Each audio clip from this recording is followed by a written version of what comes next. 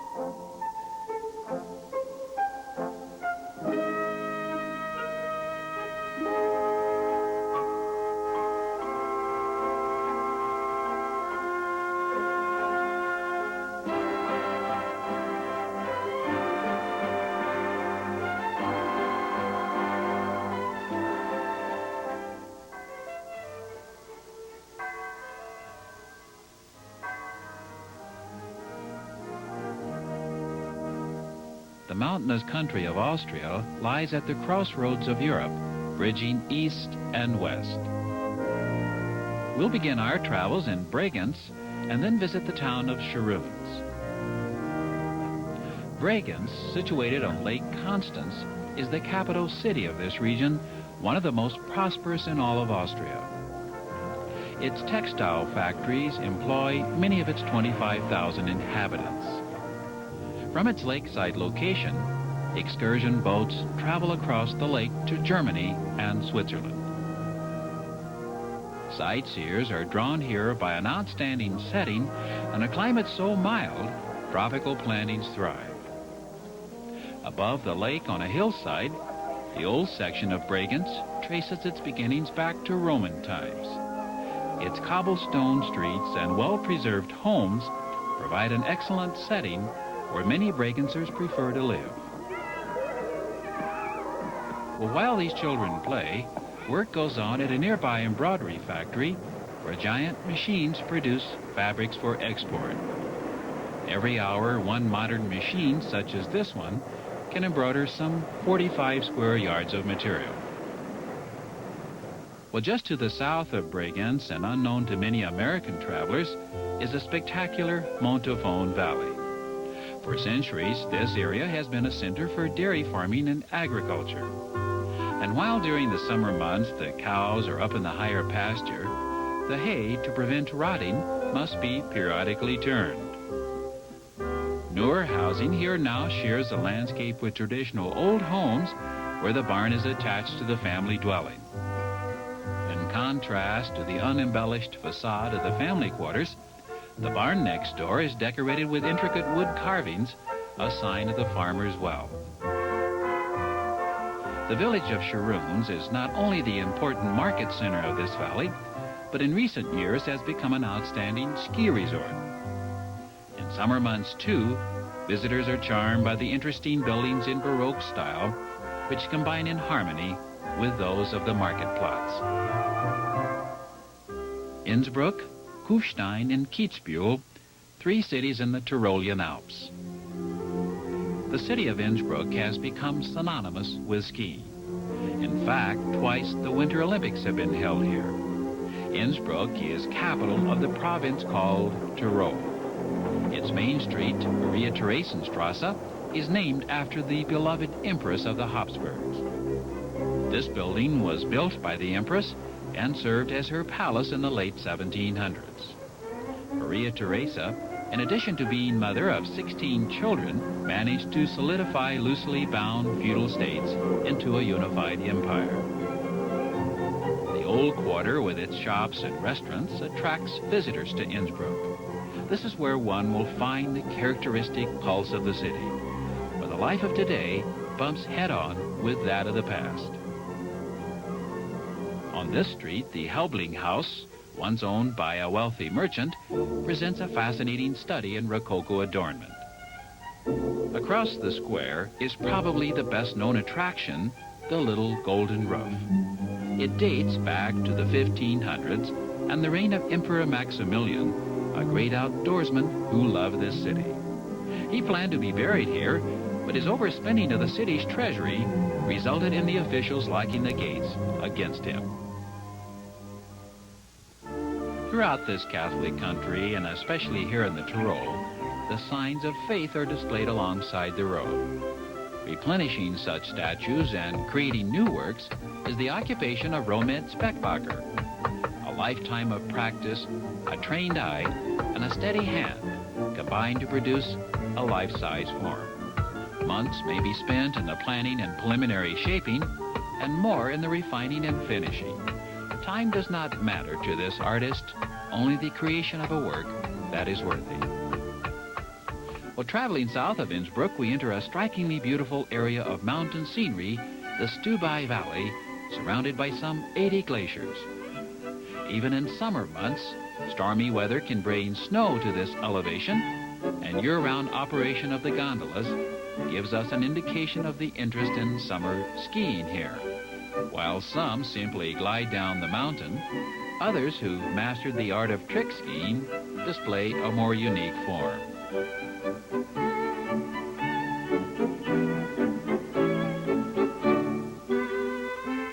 Kufstein is well known for its medieval fortress, an amazing organ housed in this tower.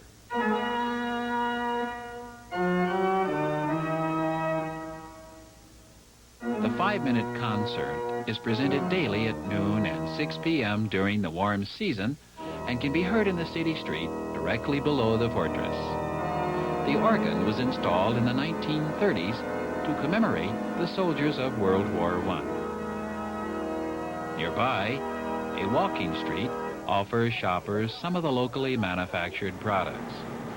Well, one such product is the fine handmade crystal produced in the Riedel glass factory.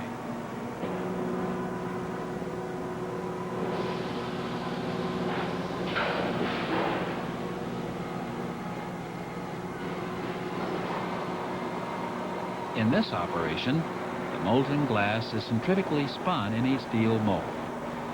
The external detail of the bowl is created by machining the design into the metal. After the glass has cooled enough to remove it, the bowl is then taken to a belt furnace where it will then be annealed to remove the internal stresses. For over 225 years and 10 generations, the same family has operated the Riedel glass factory, producing unusual designs of the highest quality. Nearby, the village of Tiersee has over the past been host to an unusual event. Every 6 years during the summer months, a passion play is presented. And in preparation for the performance, the townspeople gather. This tradition goes back many years to the first presentation held in the early 1800s. According to custom, the play's characters are cast from the local townspeople. Christian Wickler, an employee of the local post office, is one of the actors. And Christian's childhood dream becomes reality as he portrays Christ in his confrontation with Pilate. This commitment fulfills a pledge by the people of Tiersee who vow to present the play every 6 years.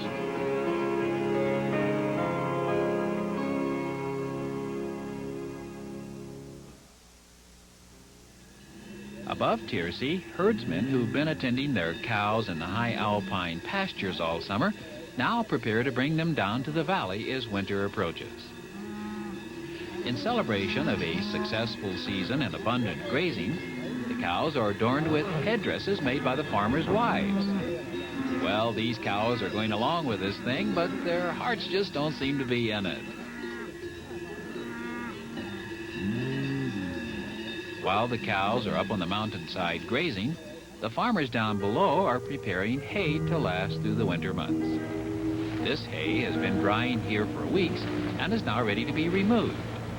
Stacking the hay on specially constructed poles allows it to dry out, preventing mildew. The portable poles are constructed by the farmers themselves during the winter months and can be transported for use in various locations. Every member of the family works on this project, So once the hay is pulled from the racks, it must be quickly collected before the ever-threatening rain showers arrive.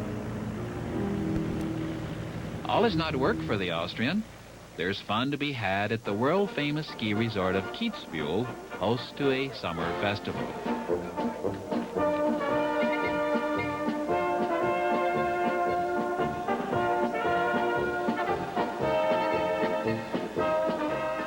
No need to wash the Schnapps cup. The drink itself is strong enough to kill any germ. And if you don't believe me, just watch her expression.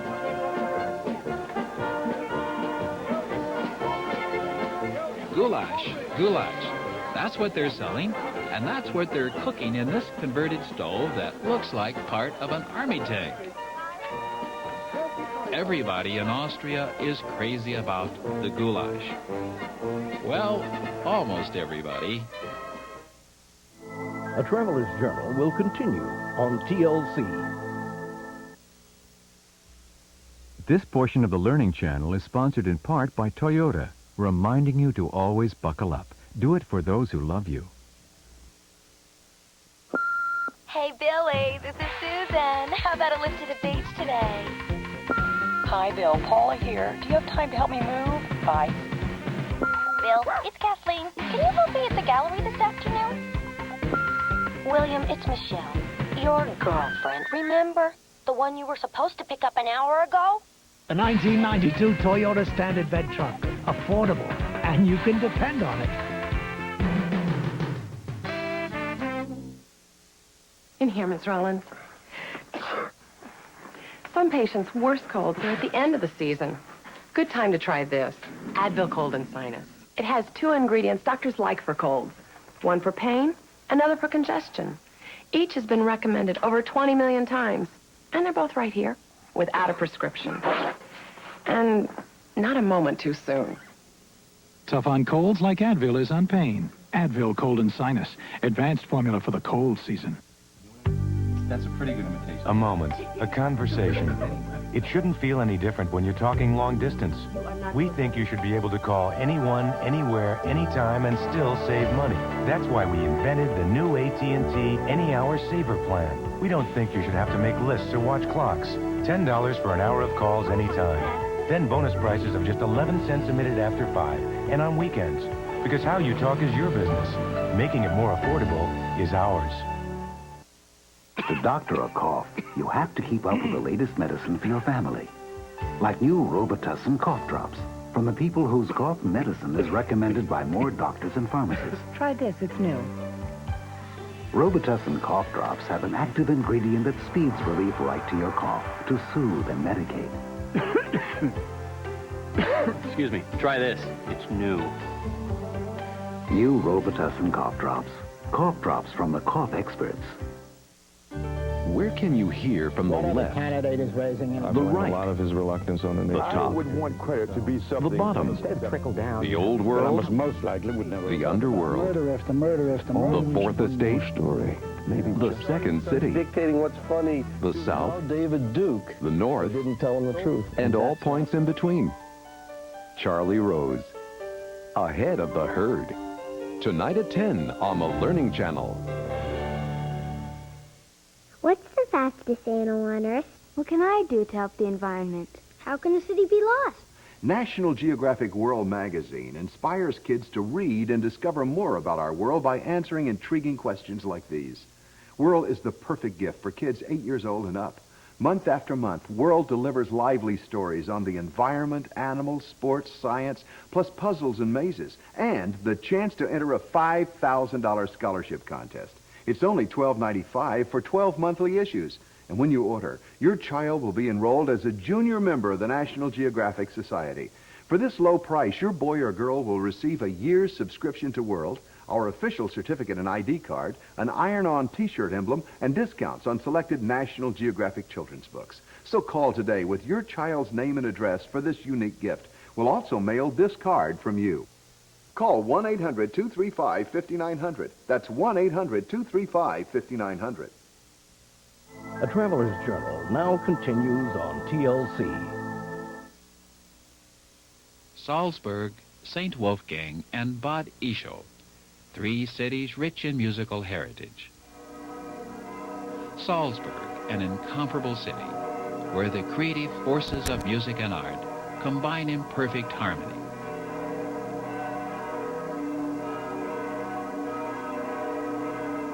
Known as the German Rome, Salzburg was built by the church's powerful and wealthy prince-bishops. Settling here along the river in the 9th century, they soon gained control of the nearby salt mines.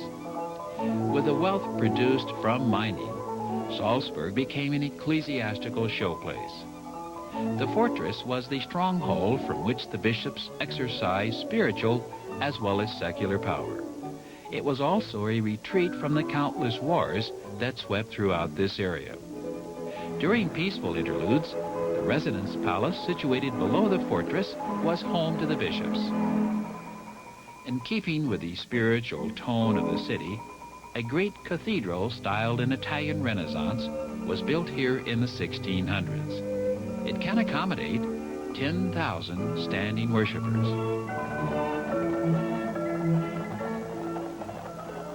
The Yellow Building in 1756 was birthplace of the great composer Mozart. Strolling down these narrow walking streets, we find streets lined with patrician buildings hundreds of years old. They now house shops and restaurants, many identified with a distinguishing wrought iron sign.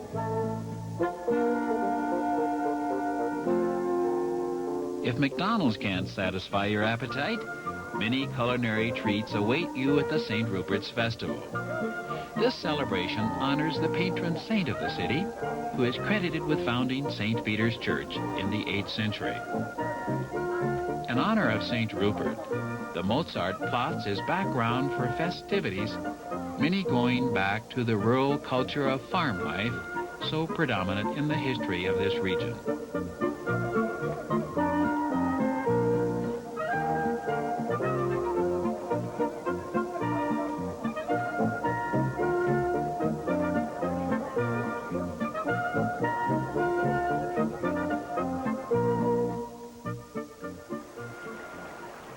Away from the hustle and bustle of the city, but in view of the fortress, Mirabel Gardens was laid out in an 18th century Baroque style.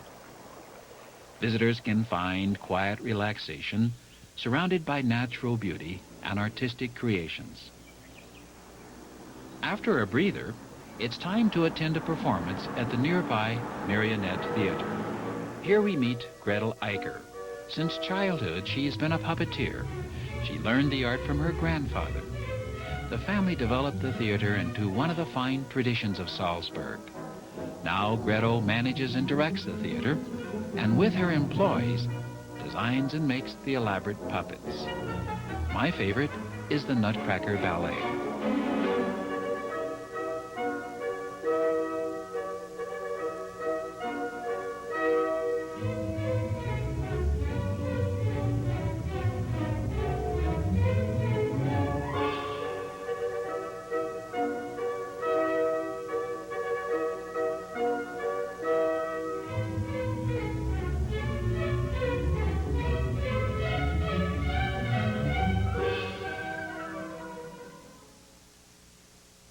Outside of Salzburg, formal gardens surround the Palace of Hellbrunn. Built in the 1600s, the design was strongly influenced by the palatial villas of Italy.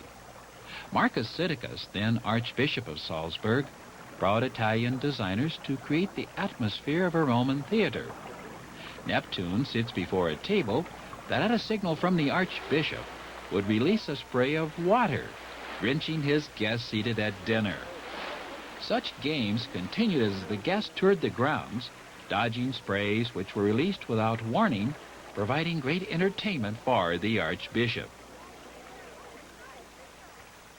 Another amusement for the guests was a mechanical theater entirely driven by water power. It was carved by a salt worker and represents the everyday life of burghers and craftsmen in a small village. Another palace nearby, Leopoldskron, became famous in the film The Sound of Music. Like Hellbrunn, It was built with the vast wealth produced from salt mining in these surrounding mountains. So extensive are the deposits, many of the mines have been continuously producing salt over the past 4,000 years. Relics dating back to that early era have been uncovered here at Durenberg. In the tradition of mining, all visitors must put on protective coveralls before descending into the salt chambers. The same type of electric-powered trains used by the miners to cover the extensive network of tunnels in the mine carries visitors toward the interior of the mountain. Inside are vast salt deposits remaining from an inland sea that once covered this area. The salt is extracted by making a brine solution, which is then piped to a nearby evaporating plant. An interesting facet of old mining technology are the wooden slides used by the miners to descend from one level to another. This would be no place for a splinter. Many years ago, salt was transported by barges across this lake. This region of lakes is called Salzkammergut, which means literally good salt chamber. Today, the prosperity of this area is based more on tourism, and St. Wolfgang, with its 15th century church, is one of the major attractions. The church has, over the centuries, attracted pilgrims, and accordingly, the town's hospitable accommodations were developed to receive them. Because of its picturesque location, St. Wolfgang became the setting for the famous operetta, The White Horse Inn. The inn has been in continuous operation by the same family since 1712. Further east, another lake is setting for a totally different tradition. Inspired by a profusion of wildflowers, the Narcissus Festival is held every June on the Grundlsee. Imaginative floats decorated with flowers are entered into the competition. The name of the flower comes from the Greek god Narcissus.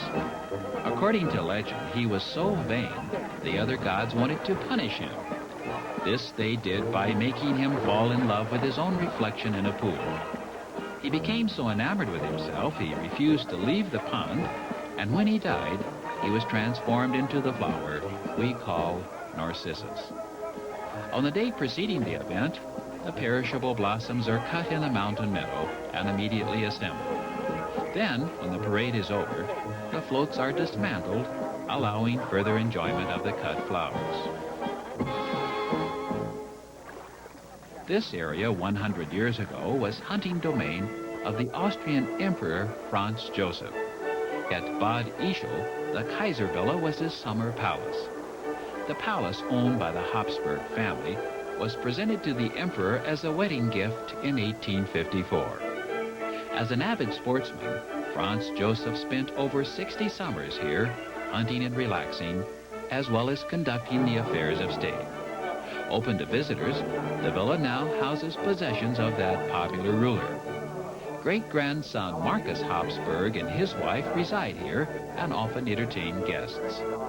Assisted by Mrs. Habsburg, Marcus, now the sole owner of the property, actively manages the estate. During the reign of Franz Joseph, Bad Ischl became a fashionable center of European court life.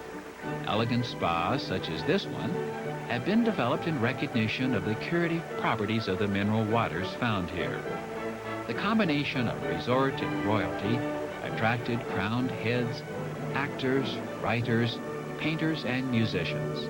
One such person who settled here was the Hungarian composer Franz Lehár, best known for his opera, The Merry Widow. His charming villa, located along the river, now houses a museum and is open to the public. Bad Ischl is perfect in size, small enough to be friendly and yet large enough to offer some attractive shopping. Next, we'll see a festival at Wels, the spa at Bad Hall, and the St. Florian Abbey. At Wels, a celebration brings together some 2,000 women displaying historical costumes and their golden hats. Hundreds of years ago, only the wealthy were allowed to wear these golden hats, and so a status symbol of yesterday, today rekindles an interest in hat making. Woven of thin golden wire, the materials alone will cost over $300. The skill of working the wire is taught in classes where each individual designs and completes her own hat. The celebration at Vels commemorates the founding of the city in the 10th century. Hundreds of years later, invention of the printing press ushered in a new era of progress, and the Typesetters Guild developed special status. At Vels, the fountain was setting for an unusual custom. Even today, apprentices becoming journeyman printers are recipients of a traditional and very special award.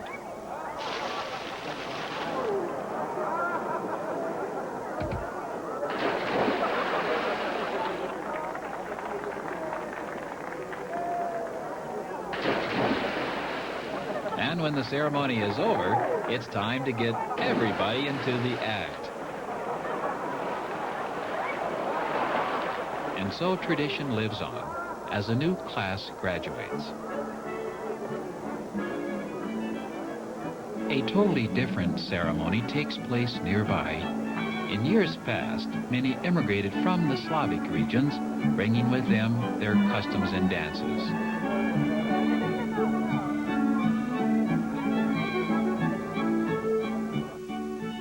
The spa at Bad Hall attracts guests to its park-like setting to take special treatments from its strong iodine waters. A combination of rare elements in the mineral springs is also believed to help alleviate many degenerative diseases. Over 20,000 visitors come here every year seeking the cures and to enjoy the relaxed surroundings. Bad Hall has become especially recognized for iodine treatments for eye diseases.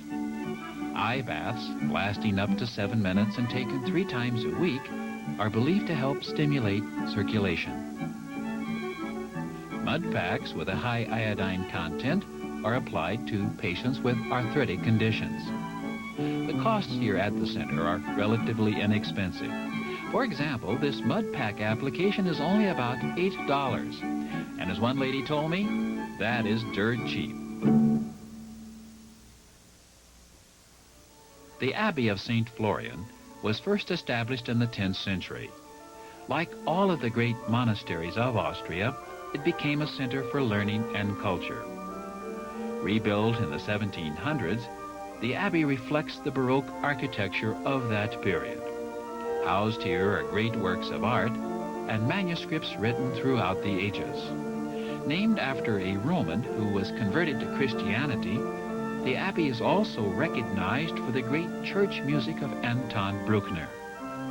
Years after becoming a choir boy here, he returned as teacher and head organist. Now the famous instrument is played by Herr Kropsreiter, director of music.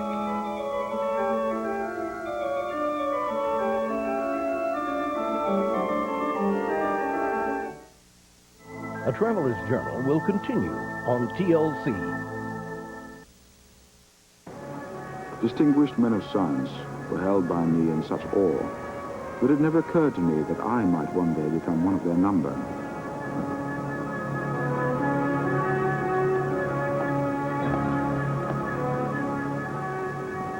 And I never entertained the hope that something I might find would prove to be a unique discovery. Watch The Voyage of Charles Darwin, Thursday at 9 on the Learning Channel. How did a 13th century cold spell make space travel possible? Why did the use of the compass 2,500 years ago lead the way to the atom bomb? How did the 12th century invention of the loom weave the technology for today's computers? Join historian James Burke for the science series that explores the hidden links between medieval inventions and today's high-tech wizardry. Connections, Saturdays at 8 on the Learning Channel.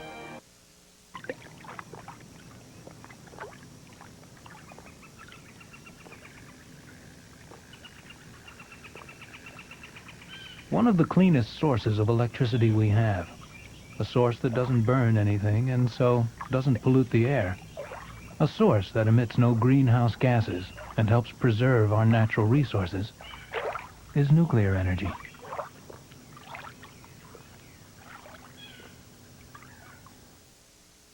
At Whirlpool, we believe you shouldn't have to think about your appliances. They should be so carefully designed, so solidly constructed, they'll do their jobs for years without your ever giving them a second thought. We're committed to building and backing all our appliances this way, and it shows in every one we make. So if you want appliances so well built you don't have to think about them, there's one name you should think about. Whirlpool. Backache? Try Momentum Muscular Backache Formula. Momentum has extra medicine to help relieve your backaches fast. It's amazing what a difference a little paint and a couple of Momentum can make. Momentum Muscular Backache Formula. If you think Architectural Digest is an investment to be saved and savored, then you are right. Each spectacular issue brings you the very best in interior design, art, antiques, and travel. Call now and you'll find the investment is smarter than ever, with 12 fabulous issues for just $29.95. As part of this offer, you receive this special bonus, Celebrity Homes Revisited, your free gift as a new subscriber. Call toll-free 800-348-3400 for Architectural Digest. That's 800-348-3400. People in Pueblo, Colorado can't say why they do things better than most. But could it be because Pueblo is the home of the Consumer Information Catalog? Could it be that they all got free catalogs by writing to Pueblo, Colorado? Nah. A Traveler's Journal now continues on TLC. Our journey continues at Melk, the famous abbey overlooking the Danube River. The longest waterway in Central Europe, the river passes through 8 countries on its way to the Black Sea. Beginning a journey at Melk and traveling eastward, the 2-hour trip encompasses some of the most enchanting and scenic portions of the waterway. Here, the Danube cuts through a narrow valley where ancient castles and old monasteries crown the banks, presenting a vivid historical account of the various peoples who control the river. One of the prettiest towns along the river is Dürnstein, where the boat stops, allowing a visit to the old monastery founded here in the 15th century. Older yet, dating to the 1100s, are the fortress ruins which rise high above the town. Dürnstein is a historical gem, with its charming streets and ancient houses. Further downstream, Krems is another stopping point for the boat and a chance to walk the quiet streets of this well-preserved town. Krems is a study in architecture, where each narrow street presents a different perspective. Along the streets, the intimate facets of life can be observed, and I just hope there's somebody in there. Having seen the highlights of the Danube, we follow the course of the river to Vienna, that great capital city, and then we'll travel on to Eisenstadt.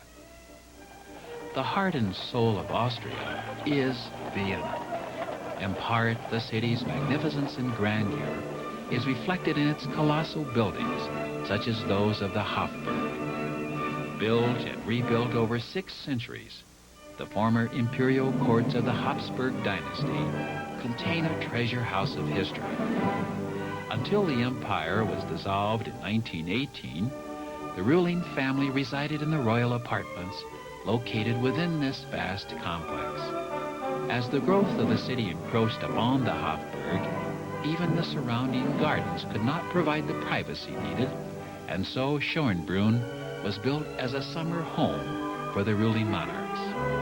Containing over 1,400 rooms, the palace and gardens reflect the influence of Maria Theresa, who made Schönbrunn her main court residence. Her apartments, unchanged from the 1700s, present a fascinating view of the private life of the imperial family. Adorning the palace is the double eagle, symbolic of the Austrian-Hungarian twin monarchy. The beginnings of this great city developed here at Stephansplatz, now an open pedestrian mall. Adjoining it, the Cathedral of St. Stephen's is a magnificent example of early Gothic architecture. Restoration has revealed portions of an older church dating back to the 12th century. Its elaborate tower soars over the city, offering some indication of the vast collection of art treasures held within its walls. Nearby, Parliament houses the legislature. Austria's president, elected by popular vote, serves for a period of 6 years. Defeat in World War I led to the formation of a new republic, reducing the country to 1/4 of its previous size. From its lost holdings were carved territories to form new countries such as Yugoslavia and Czechoslovakia. Interwoven with the turbulent and triumphant years was always the creative thread of music. The State Opera House was built to bring that treasure to the people. Vienna's parks pay homage to its great musical geniuses. Mozart, creator of an unbelievable array of operas. Franz Schubert composed over 1,000 works in the 31 years he lived. Johann Strauss, known as the Waltz King, set the world to dancing. His music represented the very soul of Vienna and the Danube. About 1/5 of the country is extremely productive in agriculture, that area lying on the far eastern edge of Austria.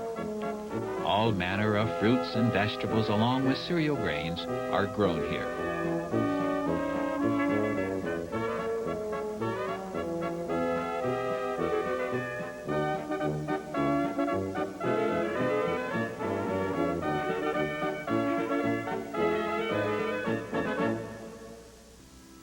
Traveling inland, we'll visit the Iron Mountain near Eisenerz and the city of Graz. The heart of the steel industry is centered in this mountainous area. Blast furnaces producing millions of tons of iron every year are supplied by the mine near Eisenerz. Nestled beneath the opposing mountains, Eisenerz has for hundreds of years been home to the miners. Even the bell in the church tower formerly rang to announce the hours of changing shifts. The town clusters around the fortified walls of the old parish church dating back to the 1500s. Of the 11,000 people who live here, most are employed in the mining industry. Rising above the town is the incredible sight of the Erzberg, the largest mountain of iron ore in Central Europe. Since the beginning of the Iron Age, men have been carving away at its valuable deposits. At an annual rate of production of 3 to 4 million tons, it is estimated the mountain could produce for another 70 years. Under government ownership and operation, at any time only a small fraction of the 13 miles of extensive mining face is being excavated. Well, the iron ore of the Erzberg helped develop the industry of Graz, today the second largest city in Austria. During the 1600s, when the Turks threatened invasion, Graz's arsenal became a storehouse for an amazing collection of armaments. Row upon row, some 29,000 pieces in all, are housed in this 4-story arsenal, as if still waiting for the battle to begin. Displayed here is the craftsmanship of master ironworkers and the raw authenticity of war in the Middle Ages. Rising 400 feet above the city is a bluff, accessible either by cog railroad or winding staircase. Crowning it is the landmark of Graz, the clock tower.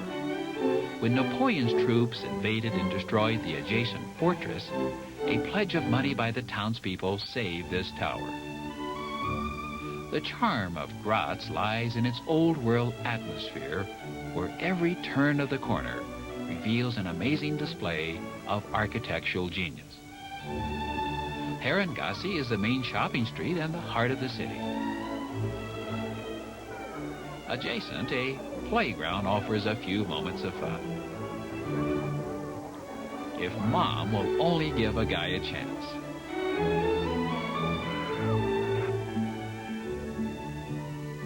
In this same area, the produce market is as popular as any grocery store. Local independent growers rent space in this market, which is open each morning. All manner of flowers, fruits, and vegetables are sold here during the summer season. Austrians prefer shopping for produce items that are picked daily and freshly prepared. Supplying the market of Graz are small farms and outlying areas comprising some of the most agriculturally productive land in all of Austria. A special type of pumpkin is grown here for only one purpose. That is to take the seeds, which are dried, ground up, heated, and then pressed. Produced is a liquid called kernel oil, which is very popular for use in salads and other food dishes. However, the principal crop of this agricultural area is grapes. For centuries, the rolling hillsides, blessed with sandy soil, good drainage, and sunny skies have been laced with vineyards. A Traveler's Journal will continue on TLC. Hello, I'm Charlie Rose. Is history over? Controversial former State Department staffer and author Francis Fukuyama, tonight at 10, right here on the Learning Channel. How's your sinus pain when you bend over? It's definitely worse when you bend over. It feels like somebody's jabbing you with an ice pick. It hurts. It's bad. Did you know all these sinus pain formulas have the same medicine? No, I didn't know that. I'm surprised that Sudafed Sinus is the same as all the rest of these. Dristan Sinus is different. It's got the modern pain reliever ibuprofen. I'll try Dristan Sinus. Where do you feel now? No hassle, no problems, no drowsiness, no pain with Dristan Sinus. Ice picks are gone. Dristan, the face of relief today. You can't change the world, but you can change the way you live, like serving more Dannon yogurt to you and your family. You see, where the world is filled with stress, Dannon is filled with calcium, potassium, and real yogurt cultures. Where the world is relentless, Dannon is relaxing, rejuvenating. So while you can't change the world, your life is in your hands. Make Dannon yogurt a very healthy habit for life.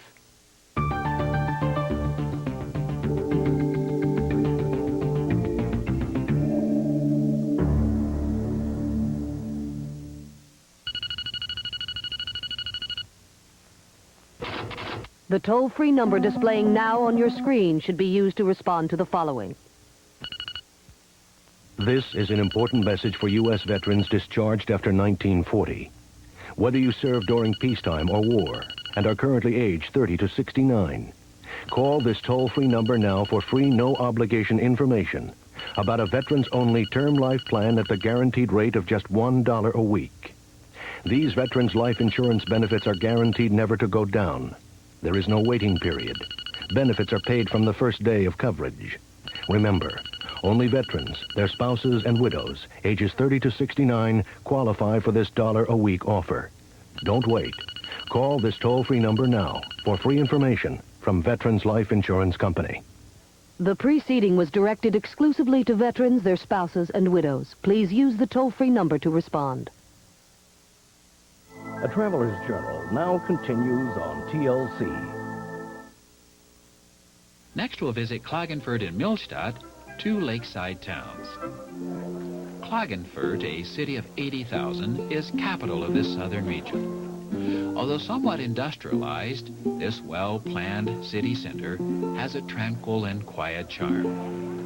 This relaxed way of life fits in well with its climate, which is mild and sunny during the summer months. Symbol of the city is its famous dragon, carved from a single rock in the 17th century. Legend tells us this prehistoric monster inhabited the swampy area nearby and was finally slain by local farmers. One of its famous buildings is its 16th century Landhaus. Formerly an arsenal, the structure now houses government offices. The oldest part of the city is the Alterplatz, which retains a certain nobility with its attractively decorated buildings. It is here that one can find a basket to suit almost every occasion. Especially popular are baskets lined with colorful fabric for shopping in the fruit and vegetable markets. Some are looking for a basket to suit a special need, and others have already found it. On the outskirts of the city is the beautiful lake, the Wörthersee. Warm waters fed by thermal springs make it most popular for all kinds of water sports. Scenes like the Pilgrim Church of Maria Wörth add to the vacation paradise image. Another sought-after vacation spot is the village of Millstadt. This small, sleepy downtown is somewhat deserted because everyone seems to be out on the lake. Glaciers of this mountainous region formed many lakes, such as this one of the Weissensee. Usually a quiet summer resort area, on this occasion a flotilla convenes to welcome a special attraction. Once a year, tradition brings members of local brass bands together to perform on a large floating raft.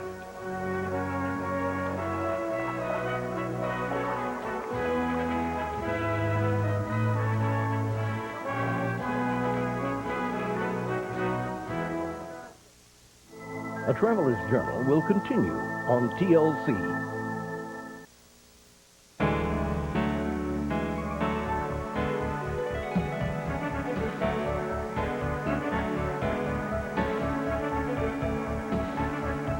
As life evolves, we weave richer patterns that connect us from one generation to another, from one contribution to the next. Celebrate the human spirit that connects us all, every day on the Learning Channel.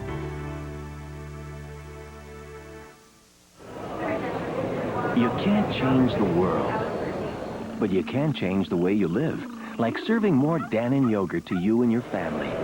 You see, where the world is filled with stress, Dannon is filled with calcium, potassium, and real yogurt cultures. Where the world is relentless, Dannon is relaxing, rejuvenating. So while you can't change the world, your life is in your hands. Make Dannon yogurt a very healthy habit for life. That's a pretty good imitation. A moment, a conversation. It shouldn't feel any different when you're talking long distance. We think you should be able to call anyone, anywhere, anytime, and still save money. That's why we invented the new AT&T Any Hour Saver Plan. We don't think you should have to make lists or watch clocks. $10 for an hour of calls anytime. Then bonus prices of just 11 cents a minute after 5, and on weekends. Because how you talk is your business. Making it more affordable is ours. Are you still living with this nightmare? Over 15 million motorists have said never again.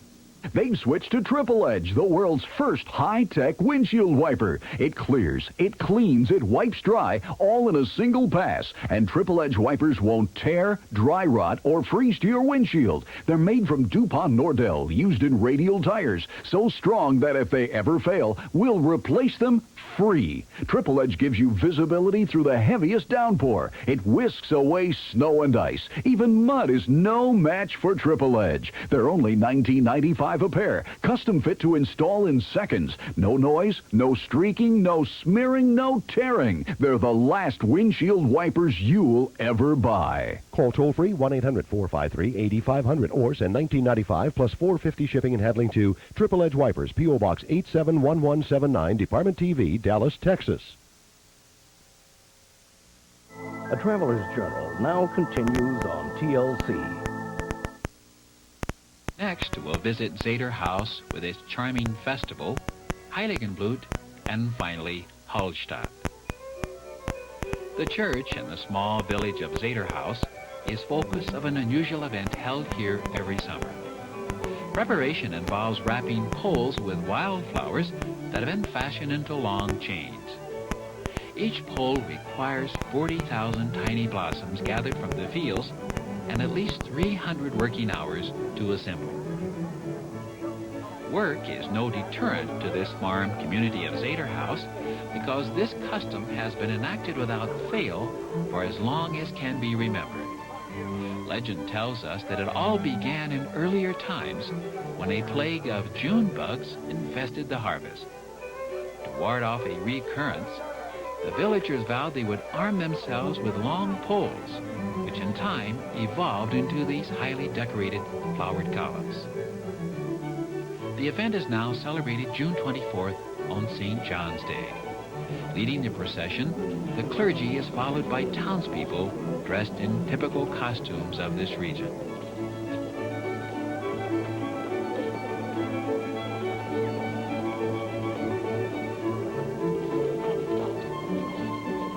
Balancing the 20-foot poles presents a challenge to the young men chosen to carry them.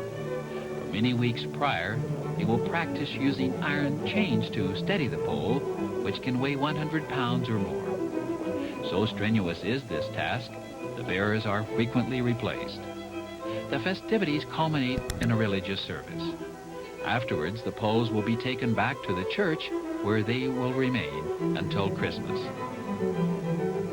Traditions such as these continue to live on in these small villages, isolated by the mountains.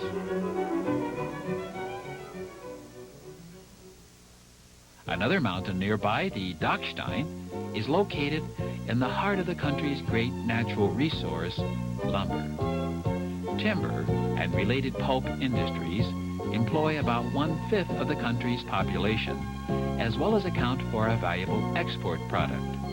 Of course, some lumber is used in home construction. An undeveloped housing industry with few commercial developers results in most Austrians building their own homes. Working on weekends, completion time is usually 3 to 5 years. Members of the family work together, sometimes hiring friends or contracting out specialized jobs.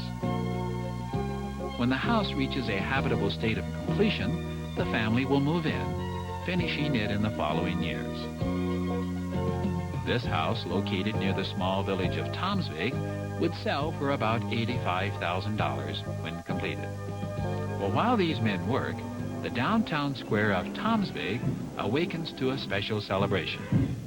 The tradition is the Samson Parade. Named after the character from the Old Testament, this Samson evolved into a military figure revered for his strength. History can tell us little of these two dwarfs, perhaps a humorous contrast to emphasize the stature of Samson. Portraying this character must be a man of considerable strength to carry this figure 20 feet tall and weighing 150 pounds. And this young man hopes that someday he'll have a chance to try it.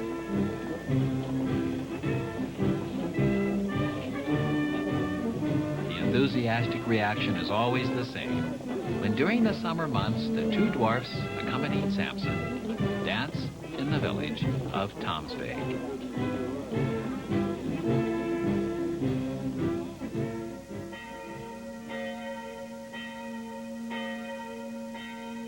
Heiligenblut is a magnificent setting for this 15th century parish church.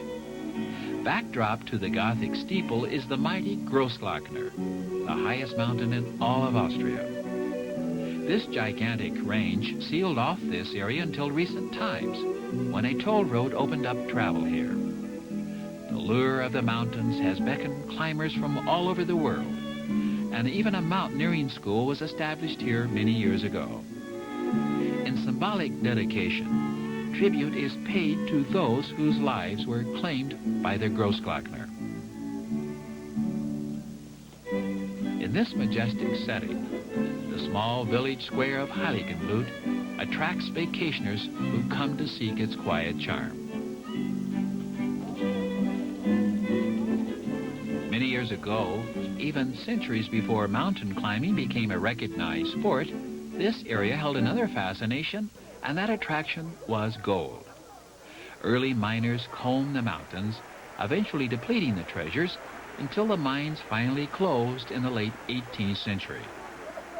Today's prospector is of a weekend variety with only a superficial interest in finding gold. Experts say that the gold is all gone, and yet who knows, even experts have been known to be wrong.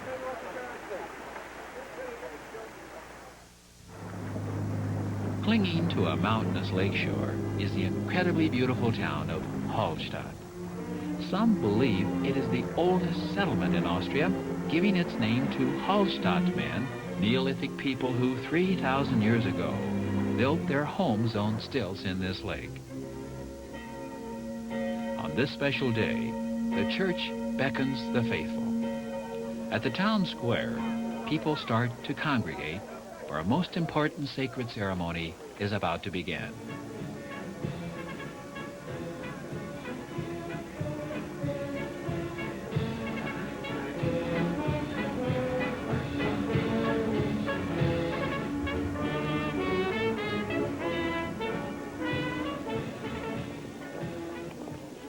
For this is the day of Corpus Christi, the celebration of the sacrifice of Christ. It has been observed throughout the Catholic world since first introduced in the 1200s.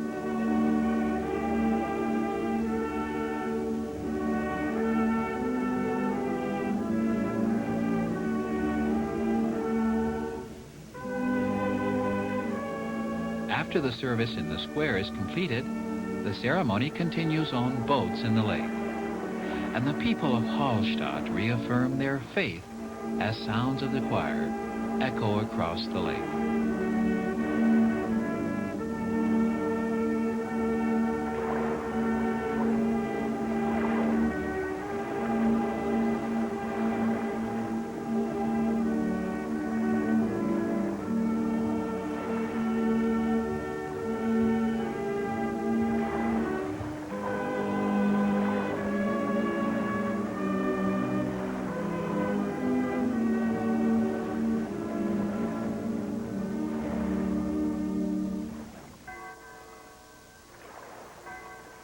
And as our journey draws to an end, this pristine setting reminds us once again of the beauty, the splendor, and the richness of life that is Austria.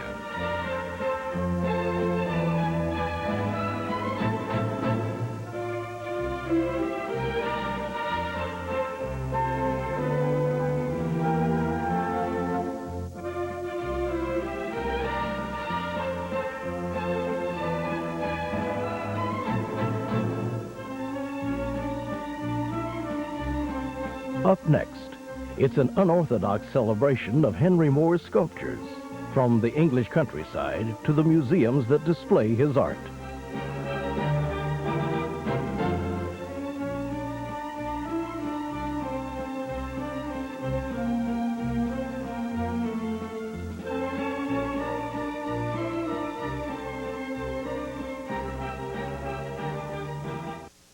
What's going on way up there? Watch Wasting the Alps on Science Frontiers, Thursday at 8 on the Learning Channel. Deep-fried chicken cooks because it's surrounded by boiling oil. This batch actually soaked up this much oil. Put chicken in the dry cooker, and it's surrounded only by naturally flavored, superheated air. With only a drop of oil, turn out crispy, perfect frozen French fries and fish sticks. Bake a cake in a fry pan? Never. But watch, the cooker is so dry, you can actually bake on the stovetop. Superheated convection currents bake evenly, top and bottom. Dry cook hot dogs and they taste like they've been barbecued over a hickory fire, but that's still just the beginning. Dry cook vegetables without boiling or steaming. Look at this amazing comparison. This broccoli was boiled, this done in the dry cooker, bursting with colors and vitamins. Baked potatoes taste like they've been roasted over a campfire. You can dry roast nuts or prepare a mouth-watering roast. The incredible Swiss dry cooker with exclusive hot air tower gives you all the flavor of crisp frying, but almost none of the fattening oils and calories. Order now on this special TV offer for just $19.95. Money back if not delighted. Use your credit card for rush delivery. Here's how to order. Have your credit card ready and call toll-free 1-800-245-1010, U.S. or Canada. That's 1-800-245-1010. You can also save COD charges by sending $19.95 plus $4 shipping to Cooker, P.O. Box 8950-A, Buffalo Grove, Illinois, 60089. In Canada, please add $10.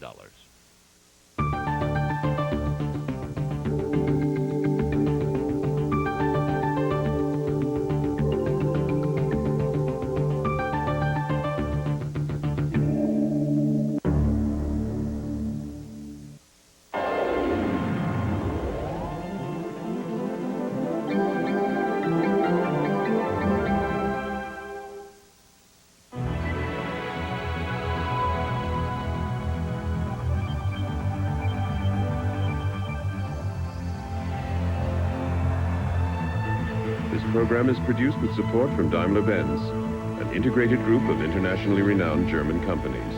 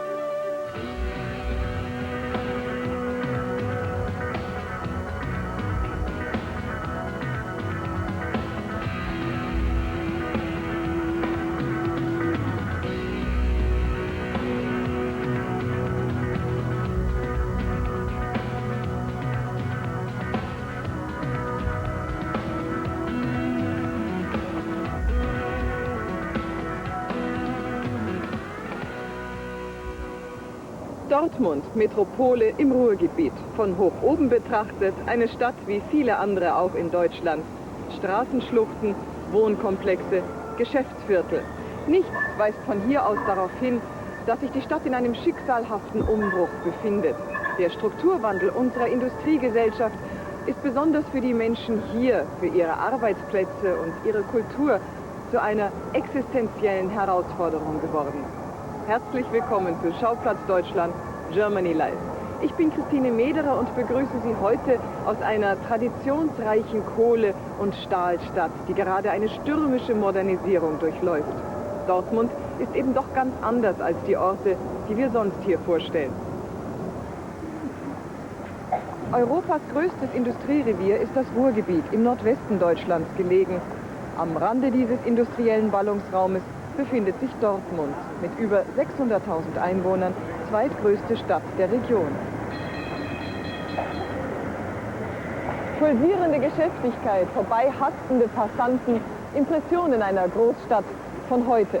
Aber anstelle von futuristischer Architektur haben hier lange die schroffen Silhouetten von Kohlegruben und Stahlwerken den Charakter geprägt. Der Niedergang der traditionellen Schwerindustrie zwingt die Region nun mit neuen Produktionszweigen und zukunftsweisenden Technologien, Rezession und hoher Arbeitslosigkeit zu begegnen. Wir begleiten heute einen der letzten Bergmänner und berichten vom Wandel in der Stahlindustrie. Wir zeigen, wie sich Bürger für Umweltschutz einsetzen und wie eine angeschlagene Industrieregion saniert wird. Wir geben Einblick in die vielfältige Kulturszene und schauen, wie Dortmunder ihre Freizeit verbringen. Wir zeigen, welche Sportart hier besonders bekannt ist, welchen Stellenwert das Bier hat und wie ein traditionelles Gericht gekocht wird. Zum Schluss besuchen wir eine alte Bergmannssiedlung mit viel Lebensqualität. Schmelztiegel der Völker wird das Ruhrgebiet oft genannt, denn die Menschen, die hier wohnen, sind im letzten Jahrhundert aus vielen Teilen Europas zugewandert. Dieses multinationale Gemisch hat einen ganz eigenen Menschenschlag entstehen lassen, mit keinem der gewachsenen deutschen Volksstämme vergleichbar. Und eine eigene Alltagssprache, den Ruhrdialekt. Handfest und gewitzt bringt er komplizierte Sachverhalte auf einfache Begriffe. Diese Mundart bereichert die ganze deutsche Sprache um treffende und lakonische Redewendungen. Hüt heißt zum Beispiel die Zeche, hartes Arbeiten, Malochen. Ja, und der Arbeitskollege, das ist der Kumpel. Die Menschen sind es, die die Gegend hier liebenswert und interessant machen. Den Charme Dortmunds entdeckt man oft erst auf den zweiten Blick.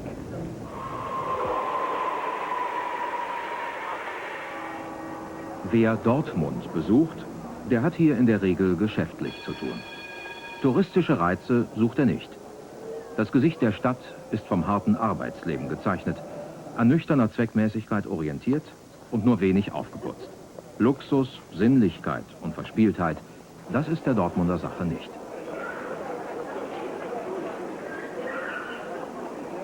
Die Menschen sind patent, zupackend, direkt und herzlich zugleich. Viele Familien leben erst seit wenigen Generationen hier. Ihre Vorfahren stammen meist aus Osteuropa. In großen Einwanderungswellen kamen sie ins Ruhrgebiet, auf der Suche nach Arbeit, als dort die Blüte von Kohle und Stahl begann und später nach dem Zweiten Weltkrieg mit den Flüchtlingstrecks.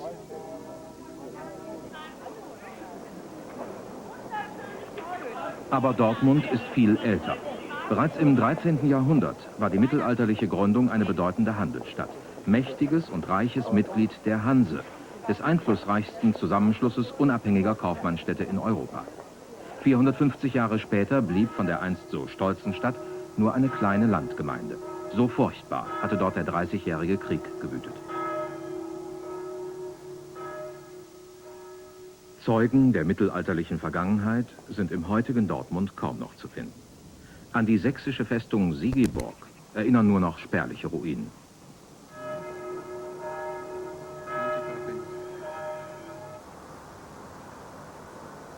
Ländliche Idylle am Rande des Stadtgebietes. Verblüffend für den auswärtigen Besucher. Denn das Bild Dortmunds ist bis heute geprägt von seiner zweiten wirtschaftlichen Blütezeit. 1854 wurde der erste Hochofen angeblasen. Die Schwerindustrie begann ihren Siegeszug und unterwarf die Region.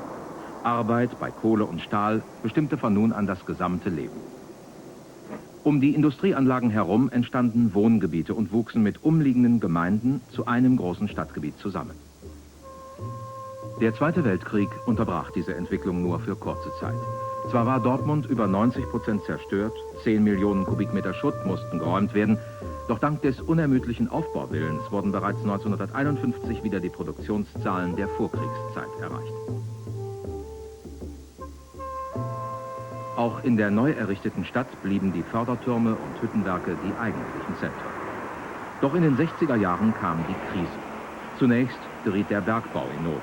Dann musste die Stahlproduktion drastisch reduziert werden.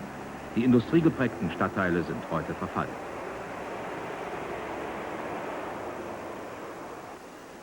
Dortmund musste eine neue Lebensgrundlage suchen. Handel und Dienstleistungen heißt heute die Devise. Fast 70% der Beschäftigten sind bereits in diesen Bereichen untergebracht. Die Ansiedlung von Forschungsinstituten und Unternehmen der Zukunftsbranchen in einem Technologiepark wird systematisch gefördert. Sie bieten neben neuen Arbeitsplätzen wichtige Innovationsimpulse für die gesamte Wirtschaft. Neue Anstöße kommen auch von der Universität, die 1968 gegründet wurde. Wo einst höhere Bildung als überflüssig galt, wird jetzt viel für die Qualifizierung des Nachwuchses getan. Da keine Kohle mehr gefördert wird, staubt es auch nicht mehr. Die einst düsteren Häuserzeilen können nun freundliche Farben tragen. Auf alten Brachen entstehen Siedlungen mit hohem Wohnniveau. Das schicke neue Rathaus und die aufwendige Oper. Zwei Bauten, die auch architektonisch nicht mehr die Sprache einer Stadt sprechen, die sich nur durch Arbeit definiert. Auf der Suche nach der neuen, alten Identität sind die Stadtväter sogar darauf verfallen, einen Wehrturm nach zweifelhaften mittelalterlichen Plänen zu bauen. Das umstrittene Bauwerk soll an die verlorene Epoche Dortmunds erinnern. Die Zeit, ehe die Schwerindustrie sich die Stadt zu eigen machte. Was hier aussieht wie eine stille Klosteranlage, ist ein ausrangiertes Bergwerk. Eine industrielle Trutzburg mit Zinnen und Zacken erbaut Anfang des 20. Jahrhunderts. Rund um diesen sogenannten Ehrenhof gruppieren sich die verschiedenen Zechengebäude. Die Schachtanlage Zollern II galt damals schon als Kleinod unter den Bergwerken des Ruhrgebiets, ein Prestigeobjekt, das Macht und Stil seiner Besitzer repräsentieren sollte. Alles, was damals gut und teuer war, wurde angebracht. So wie hier die verspielten Glasmalereien und verschlungenen Jugendstil-Ornamente am Eingangsportal der Maschinenhalle.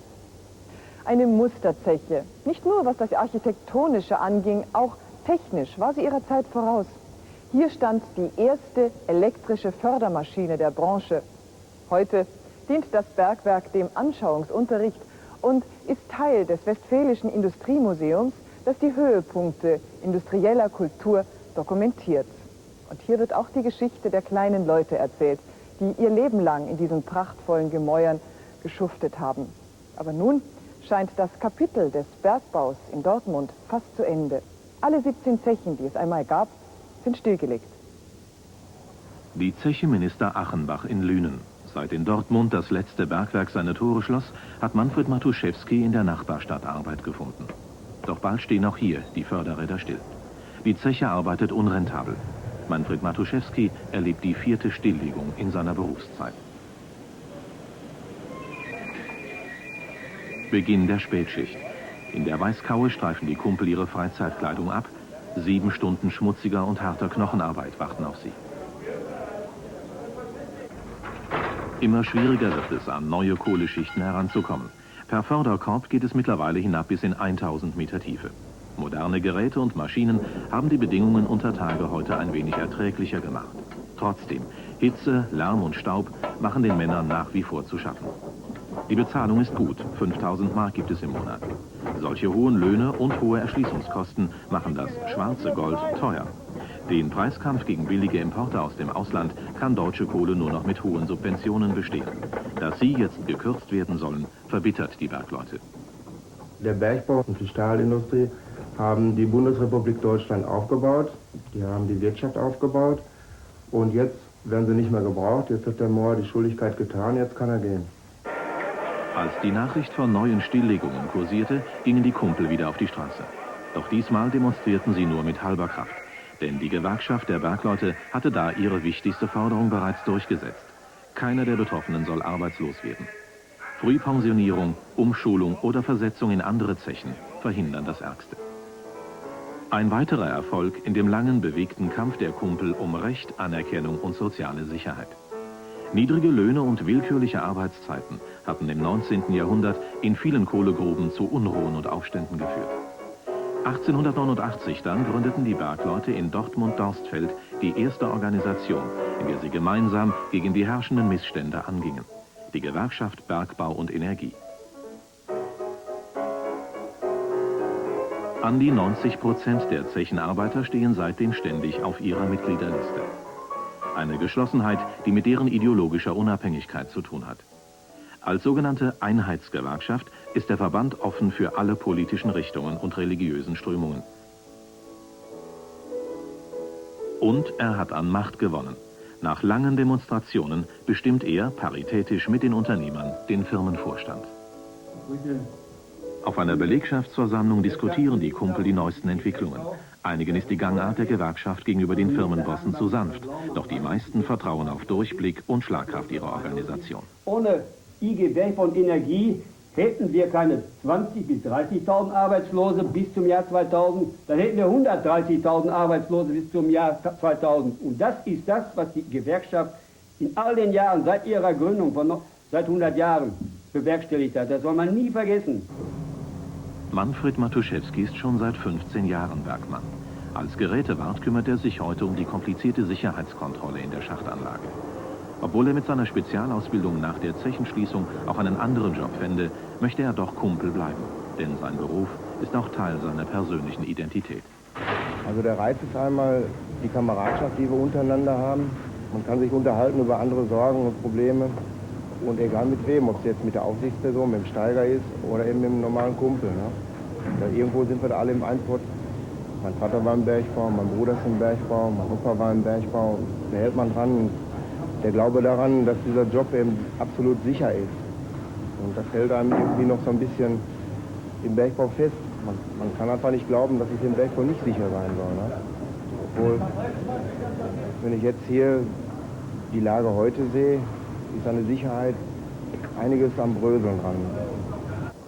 Gewiss ist, das Zechensterben geht weiter. Und der Beruf des Bergmanns, der diese Region geprägt hat, der Vorreiter im Kampf um Mitbestimmung im Betrieb, ist bald nur noch ein Mythos. Eindrücke wie aus einer fernen Zukunft. Der Steuerstand der sogenannten Conti-Glühe, Prototyp einer neuen, hochtechnisierten Generation von Großanlagen in der Stahlindustrie. Auf einem Weg von 3300 Metern verarbeitet diese Supermaschine, computergesteuert, Feinblech, glüht, formt, schneidet Stahlbänder in einem einzigen Durchlauf. Verfahren, die vor wenigen Jahren noch Tage dauerten, brauchen hier nur wenige Minuten.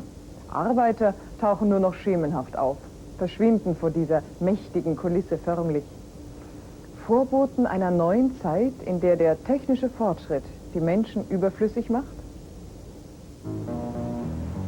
Stahlkocher am Hochofen. Rund um die Uhr schmelzen diese Männer Erze zu hochwertigem Eisen. Seit Beginn der Industrialisierung waren sie mit ihrer gefährlichen Arbeit, gemeinsam mit den Bergleuten, Sinnbilder der mühseligen Plackerei in der Schwerindustrie. Malocher heißen sie im Ruhrdialekt, doch es werden immer weniger. Einen Großteil ihrer Aufgaben haben heute Maschinen übernommen. Nichts verdeutlicht den Wandel der Stahlindustrie in den letzten 30 Jahren so sehr wie das Schicksal dieser Symbolfiguren des Reviers. Seit der Stahlbedarf weltweit drastisch gesunken ist, hat die Hösch Stahl AG über die Hälfte der Belegschaft entlassen. Von 26.000 Metallern Anfang der 80er Jahre blieb nur noch die Hälfte übrig. Neue Materialien und Niedrigpreise ausländischer Konkurrenten taten ein Übriges, deutschen Massenstahl vom Weltmarkt zu verdrängen. Die einheimische Industrie reagierte mit Rationalisierung und Spezialisierung. Wichtiger noch, sie verlagerte das Schwergewicht von der Produktion auf die Verarbeitung von Stahl. Das Berufsbild des Metallarbeiters ändert sich. Aus dem Malocher am Hochofen wird der Facharbeiter am Schaltpult. Mittlerweile muss auch die stahlverarbeitende Industrie hart kämpfen. Die Firma Schlüter, ein mittelgroßes Maschinenbauunternehmen in Dortmund, hat in der Vergangenheit hauptsächlich von Zuliefergeschäften mit dem Bergbau gelebt. Doch seit die Kohlegruben in der Krise stecken, sank hier die Zahl der Mitarbeiter von 400 auf 100. Betroffen waren zuerst die weniger Qualifizierten.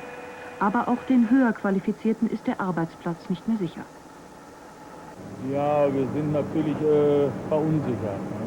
Denn so schlimm wie es im Moment ist, ist es eigentlich noch nie gewesen. Momentan fahren wir gerade also Kurzarbeit. Spätestens Frühjahr bis Sommer muss sich was getan haben. Sonst haben wir wirklich Angst um unsere Arbeitsplätze. Fieberhaft arbeiten Planer auf dem Reißbrett an Neuentwicklungen von Produkten für die Wachstumsbranche Umwelttechnik. Denn die Firma Schlüter will mit einer erweiterten Angebotspalette zukunftsträchtige Märkte erschließen. Das bedeutet wiederum technologischen Umbau. Auch bei Schlüter geht es immer weiter in Richtung Automatisierung.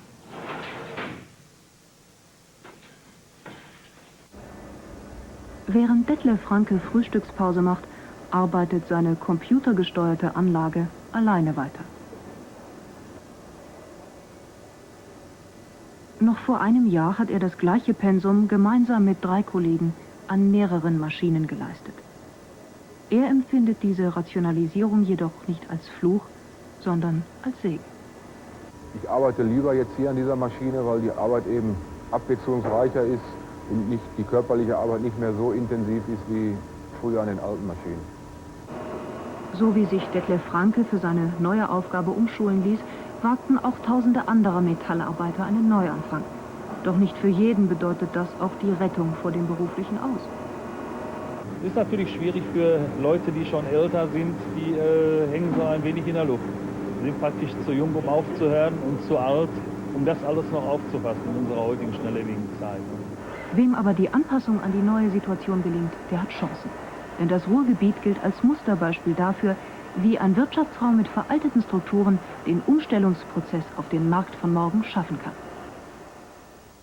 Feuerspeiende Schornsteine und rauchende Schlote in unmittelbarer Nachbarschaft zu den Arbeitervierteln.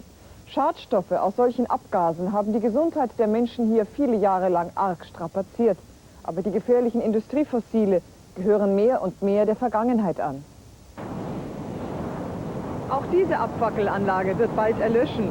Seit der Gesetzgeber härtere Schutzbestimmungen eingeführt hat, verbessert sich die Ruhrluft Jahr um Jahr. Aber wirklich sauber ist sie noch lange nicht. Die Umstellung auf moderne Produktionsverfahren ist ein kostspieliger und zäher Prozess. Zu den schlimmsten Umweltverschmutzern zählen aber nach wie vor die Kraftwerke. Aber schärfere Auflagen und bessere Technik haben die Kraftwerke in den letzten Jahren zu einer effektiveren und saubereren Herstellung von Strom gezwungen. Hier im Kraftwerk Werne vor den Toren Dortmunds sind vor kurzem hochmoderne Filteranlagen gegen die Giftstoffe Stickoxid und Schwefeldioxid eingebaut worden. Doch das Hauptproblem ist geblieben. Der Strom wird aus der Verbrennung von Kohle, Gas oder Öl gewonnen. Dabei entweicht ein Großteil der Verbrennungsenergie sinnlos als Wärme in die Atmosphäre. Früher gingen so 70% der Primärenergie verloren, heute lassen sich immerhin 50% in Strom umsetzen. Die andere Hälfte, die Wärme, bleibt ungenutzt, weil sie nicht über größere Strecken transportiert werden kann. Dennoch setzen die großen Energiekonzerne, die die Stromversorgung beinahe der ganzen Republik bestimmen, auf solche neuen Großkraftwerke, bei denen nur der Strom, nicht die Wärme genutzt wird. Kritiker sehen deshalb den Umweltschutz bei den großen Stromversorgern vernachlässigt. In Dortmund suchen umweltpolitisch engagierte Bürger andere Wege und nehmen intensiv Einfluss auf die Energiepolitik der Stadt. Sie haben ein sogenanntes Energiewendekomitee gegründet.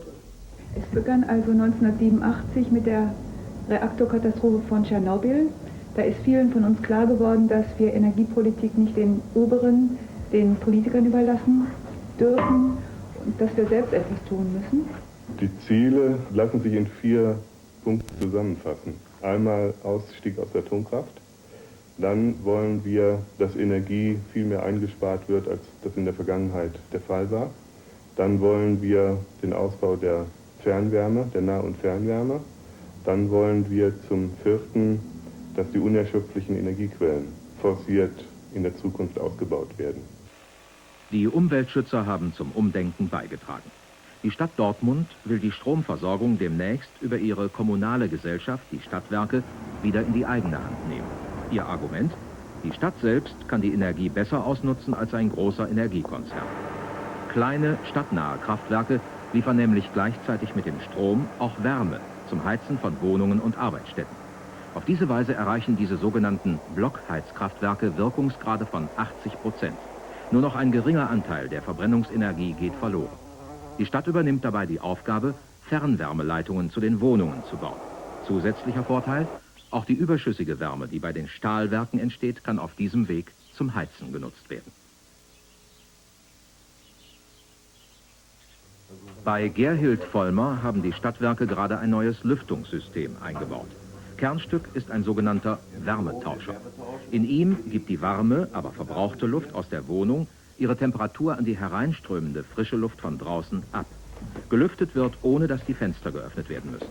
Frau Vollmer freut sich, weil sie wegen der besseren Luftzirkulation endlich warme Füße hat. Und dabei spart sie auch noch Energie. Am umweltfreundlichsten lässt sich Energie jedoch aus den unerschöpflichen Quellen Sonne, Wind und Wasser erzeugen. Die Nutzung der Wasserkraft hat in der Stadt Tradition.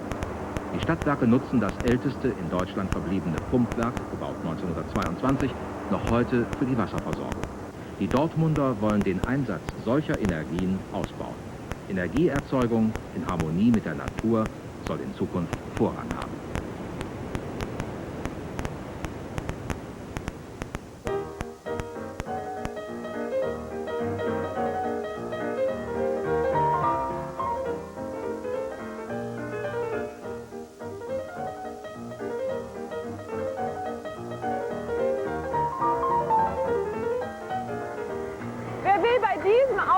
Von Flaschen hier bezweifeln, dass Dortmund Deutschlands, ja sogar Europas Bierstadt Nummer 1 ist, auch wenn es mich als Münchnerin freilich schmerzt. 6 Großbrauereien gibt es, die zusammen jedes Jahr die Rekordmenge von fast 8 Millionen Hektoliter Bier produzieren. Ein wichtiges wirtschaftliches Standbein der Stadt. Und so unglaublich es klingt, allein diese Abfüllanlage hat einen Ausstoß von 80.000 Flaschen pro Stunde. Eine Bierfabrik, deren Produktionsweise nur wenig mit der althergebrachten Braukunst gemein hat. Aber er hat viel mit der althergebrachten Braukunst gemein, Herr Ockenfeld. Er hat nämlich noch das traditionelle Handwerk des Küfers, also des Fassmachers, gelernt. Herr Ockenfeld, wenn Sie jetzt das alles hier so sehen, denken Sie nicht so ein bisschen wehmütig zurück? Ein bisschen wehmütig, ja. Aber für jeden Arbeiter hier in der Brauerei ist doch eine Erleichterung gegenüber früher. Was ist alles anders? Ja, viel anders. Erstmal, früher musste sehr viel oft gehoben werden, die schweren Holzfässer. Man konnte sagen, zu 80% der Küfer hatte alle Bandscheibenschaden. Warum ist denn gerade im Ruhrgebiet Bier so beliebt? Wir haben hier im Ruhrgebiet die Industrie und der Bergarbeiter oder der Hüttenarbeiter, wenn der nach Hause kam, dann hatte der natürlich eine sehr trockene Leber. Und was ist das Besondere am Dortmunder Pilz? Beim Pilsener Art nimmt man also mehr Hopfen. Und der Hopfen hat ja nun die Bitterstoffe, die aus dem Bier dieses Herbe geben. Das ist hier in Dortmund also so eingebürgert. Jetzt haben wir so viel drüber gesprochen, jetzt möchte ich es probieren. Ja, Prost, Wohl sein. Prost.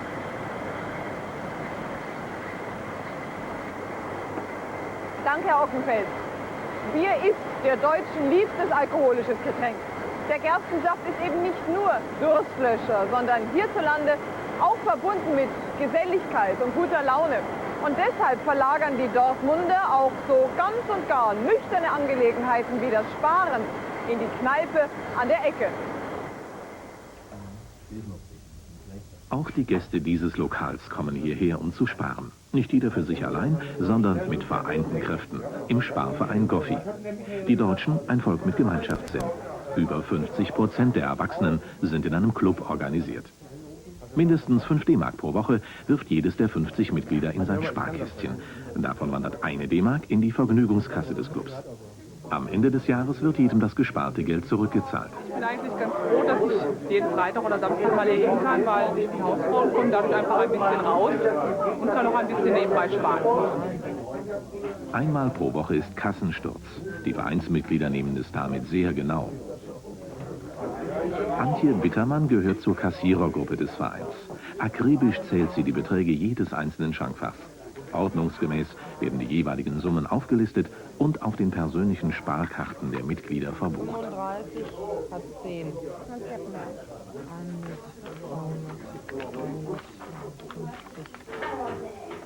Antje Bittermann trägt nicht nur im Verein die Verantwortung. Die 26-Jährige ist im Hauptberuf Erzieherin im ortseigenen Kindergarten. Sparen ist auch hier manchmal ein Thema. Doch diese Kleinsparer interessiert der Umgang mit dem Geld noch wenig. Im Kindergarten wird auch über Geld gesprochen, da wir annehmen, dass das Geld die Kinder das ganze Leben lang begleiten wird. Es ist aber nicht für uns Hauptthema, denn wir sehen andere Themen als wichtiger an. Allein in Dortmund gibt es 1100 Sparvereine. Der erste wurde vor mehr als 100 Jahren gegründet. Ursprünglich als Notversorgung für schlechte Zeiten. Denn früher war es noch unüblich, das Geld aufs Konto zu bringen. Später machten sich auch die Banken das Vereinssparen zunutze und warben ihre Kunden auch schon mal am Tresen. Einmal pro Woche bringt Antje Bittermann das Geld ihres Sparvereins zur Bank. Doch obwohl Wochenbeträge um 1000 D-Mark keine Seltenheit sind, gelten Schranksparer, wie die Sparvereine offiziell heißen, heute als unrentabel. Sparkassenleiter Wilhelm Möller. Diese Sparform ist für uns mit einem ungeheuren Arbeitsaufwand verbunden. Wir müssen meinetwegen beispielsweise den Sparclubs die Schränke stellen. Das heißt, wir kaufen die bleiben Eigentum der Sparkasse. Vermögensbildung steht heute beim Sparclub Goffi nicht mehr im Vordergrund. Die Mitglieder suchen vor allem Geselligkeit und Spaß. Mit dem Erlös aus der Vergnügungskasse des Vereins werden gemeinsame Ausflüge und Feste finanziert. Und auch sonst hält man zusammen. In den 3 Jahren, in denen der Verein jetzt besteht, hat sich das so entwickelt, dass wir im Prinzip schon zu einer großen Familie geworden sind. Also es geht schon über das Sparen hinaus. Wir machen viel zusammen, verbringen unsere Freizeit zusammen, unternehmen viel. Gemeinhin hört beim Geld die Freundschaft auf. Im Sparverein Goffi fängt sie damit an. Und bierernst nehmen diese Dortmunder das Sparen nicht. Nur flüssig bleiben möchten sie. Hier zwischen all den Zeugen vergangener Brauherrlichkeit wird es mir ganz nostalgisch zumute. Dieser alte Kupferkessel aus den 30er Jahren stammt noch aus einer Epoche, in der viele kleine private Bierbrauereien in der Stadt produzierten, ehe sie langsam von Großbetrieben verdrängt wurden. Die Arbeit im Sudhaus machte noch der Braumeister von Hand oder die Braumeisterin, denn deren Kompetenz war in diesem Metier durchaus anerkannt. Ansonsten wurden Frauen, die einen Beruf ausübten, mit Argwohn betrachtet. Sie gehörten ins Haus, waren für Ehemann, Kinder und Küche zuständig, wie ein gerade eröffnetes Museum zeigt. 100 Jahre Kulturgeschichte von Küche und Kochtopf dokumentiert das Deutsche Kochbuchmuseum. Historische Möbel, Gerätschaften, Bilder, Bücher und Fotos geben Einblick in das Alltagsleben der Ruhrgebietsfrauen von 1850 bis 1960. Museumsobjekte, die meist aus den Haushalten einer dünnen bürgerlichen Schicht stammen, denn einfache Gebrauchsgegenstände aus Arbeiterküchen sind kaum erhalten. Die bekannteste Kochbuchautorin des 19. Jahrhunderts war die Dortmunderin Henriette Davidis. Ihre Werke galten früher als Pflichtlektüre sogar in Amerika. Denn Kochbücher waren nicht nur Rezeptsammlungen, sondern vielmehr Ratgeber und praktische Lebenshilfe für die gute Hausfrau. Berufstätigkeit war in diesen Kreisen verpönt. Doch die Realität war anders. Wirtschaftliche Not zwang Ende des 19. Jahrhunderts 50% aller Frauen dazu, Geld zu verdienen. Für das Bürgertum ein Bruch der Konventionen, für die Arbeiterfamilien überlebensnotwendig. Ein typisches Gericht der Region, der Pfefferpotthaust, eine Art Gulasch. Pfefferpotthaus gibt es schon seit 600 Jahren in Dortmund. Der Name bedeutet Pott, der Topf, und Haast, das Fleisch. Ich zeige Ihnen jetzt die Zubereitung von Pfefferpotthaus. Für 4 Personen benötigt man 1 Kilo Rindfleisch, die gleiche Menge Zwiebeln, 6 bis 8 Nelken, einen halben Liter Fleischbrühe, einige Pfefferkörner, 2 bis 3 Lorbeerblätter, etwas Paniermehl und 2 Scheiben unbehandelte Zitrone. Als erstes werden die Zwiebeln angedünstet.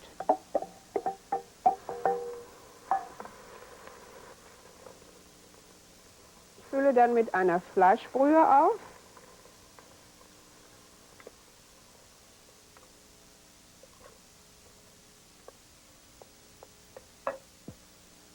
Ich gebe die Gewürze dazu, etwa 6 bis 8 Nelken, einige Pfefferkörner, 2 bis 3 Lorbeerblätter und 2 Scheiben unbehandelte Zitrone. Das Fleisch kommt in die kochende Brühe.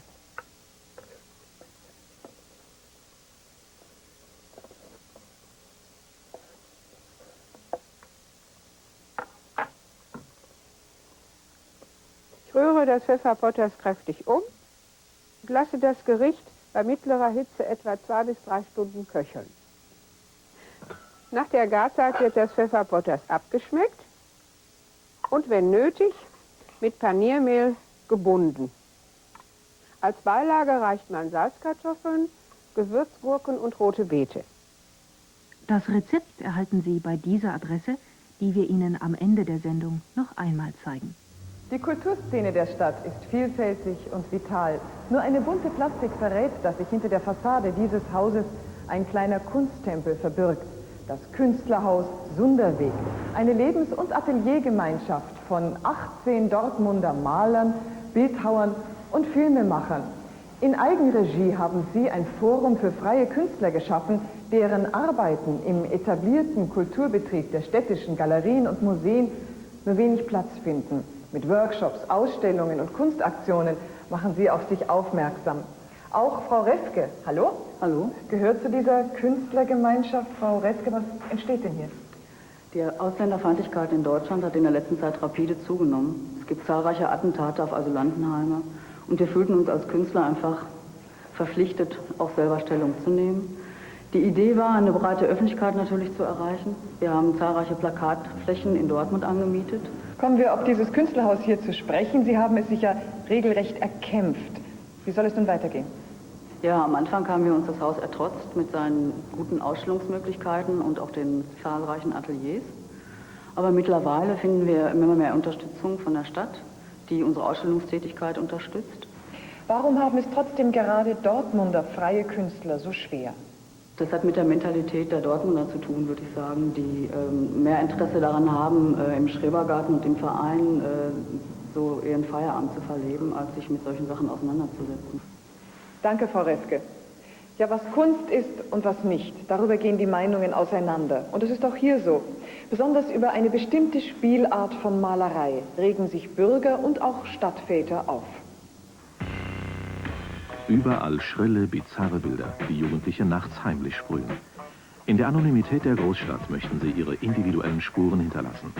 Protest gegen Betongerau und Abgrenzung gegen die Welt der Erwachsenen, vermuten Fachleute als hauptsächliche Motive.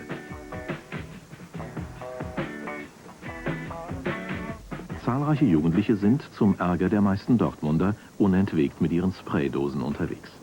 Auch Oliver und Andreas erfasste die amerikanische Modewelle. Graffiti sind ihr Hobby. Leidenschaftlich experimentieren sie mit grellen Farben, mit abstrakten Formen. Beide wollen später als Designer ihre Ambitionen beruflich verwirklichen. Mit ihren Sprühdosen wollen sie keine politischen Parolen verbreiten. Sie haben keine Botschaft an die Welt. Abenteuerlust und Nervenkitzel ist ihr Anreiz. Für unsere Kamera sprühen Oliver und Andreas allerdings legal. Denn die Stadtbehörden verfolgen illegale Wandmaler mittlerweile mit unerbittlicher Härte. Auch das sind Graffiti, wilde Namenskürzel. Die meisten Bürger sehen in ihnen nur sinnlose Schmierereien, die das Stadtbild verunstalten und immense Renovierungskosten verursachen. Im juristischen Sinne handelt es sich um Sachbeschädigung, die im Extremfall in Dortmund schon mit Geldbußen bis zu 200.000 Mark bestraft wurde. Belohnungen bis zu 1.000 D-Mark kann kassieren, wer einen Sprüher auf frischer Tat ertappt und den Behörden meldet. Auch für Oliver und Andreas ist Graffiti nicht gleich Graffiti. Wer in Dortmund zur Sprayer-Prominenz gehören will, der muss vor allem handwerklich gut arbeiten. Missratene Bilder werden von den Kollegen, in der Szene Writer genannt, oft einfach übermalt. Hier ist eben richtig Wettbewerb unter den Writern. Hier gibt es viele Writer, viele gute, und die sind in ganz Deutschland bekannt. Und hier ist dann eben deshalb auch viel Wettbewerb, Konkurrenz unter den Writern. Und man will dann eben auch die anderen Writer überbieten. Man will eben bessere Sachen machen als die. Und deshalb wird eben viel gemacht. Angeregt durch ihren Sohn, ebenfalls Sprüher, hat die Verlegerin Marianne Brenzel die schönsten Graffiti in einem Bildband dokumentiert. Ich denke, dass diese Graffiti-Szene einfach eine ganz interessante Jugendkultur ist und dass sie sich neue Räume in der Großstadt öffnet. Bisher ist meistens Kunst im Innenraum passiert und sie eignet sich, die Großstadt, die Mauern, den ganzen Stadtschrott an. Das Üble ist nur, dass die Stadtpolitik in eigentlich allen Städten eine ganz falsche Politik macht. Sie kriminalisiert oder sie kümmert sich nicht drum. Und sie müsste eigentlich den Jugendlichen Wände zur Verfügung stellen. Die mangelnde Anerkennung der Bürger fördert erst recht den Oppositionsgeist der Jungen. Es gibt auch Leute, die laufen dann wirklich rot an vor Wut, wenn sie sehen, dass da einer was hinsprüht. Und wenn es die ärgert, das freut mich natürlich auch. Die sollen sich ruhig tot ärgern daran. Es ist für jeden Writer das Größte, einen Zug zu bemalen. Und ich bewundere die Leute, die den Mut dazu aufbringen, Züge zu besprühen. Und ich freue mich jedes Mal, wenn ein bunter Zug durch Dortmund fährt. Mit ihren grellen Selbstdarstellungen beleidigen die Jugendlichen nicht nur die deutsche Ordnungs- und Sauberkeitsliebe, sie torpedieren auch den Respekt vor staatlichem Eigentum. Die Deutsche Bundesbahn ermittelt jährlich in über 500 Fällen und versucht, sich mit verstärkten Kontrollen zu schützen. Die Sonderkommission der Bahnpolizei, Graffiti ist eingerichtet worden, weil seit 1989 vermehrt oder in ganz starkem Maße Graffiti-Vandalismus herrscht und speziell im Raum Dortmund die Sachschäden so zugenommen haben, dass das für die Bundesbahn Schäden in Millionenhöhe sind. Unterschiedliche Sichtweisen und kontroverse Bedürfnisse prallen bei den Graffiti aufeinander. Provokante Kreativität kontra bürgerliche Wertvorstellung.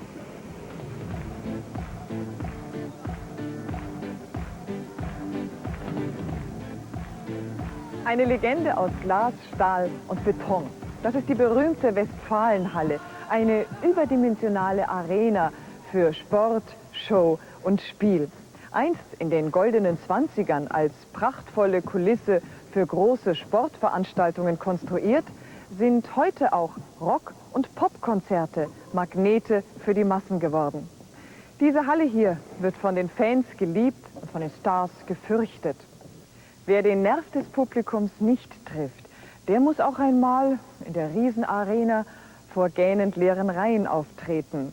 Denn der Geschmack des Ruhrpublikums liegt manches Mal ganz anders als der herrschende Zeitgeist. Madonna hatte in Dortmund Fest. Von 16.500 Hallenplätzen blieben viele leer. So sind die Leute hier.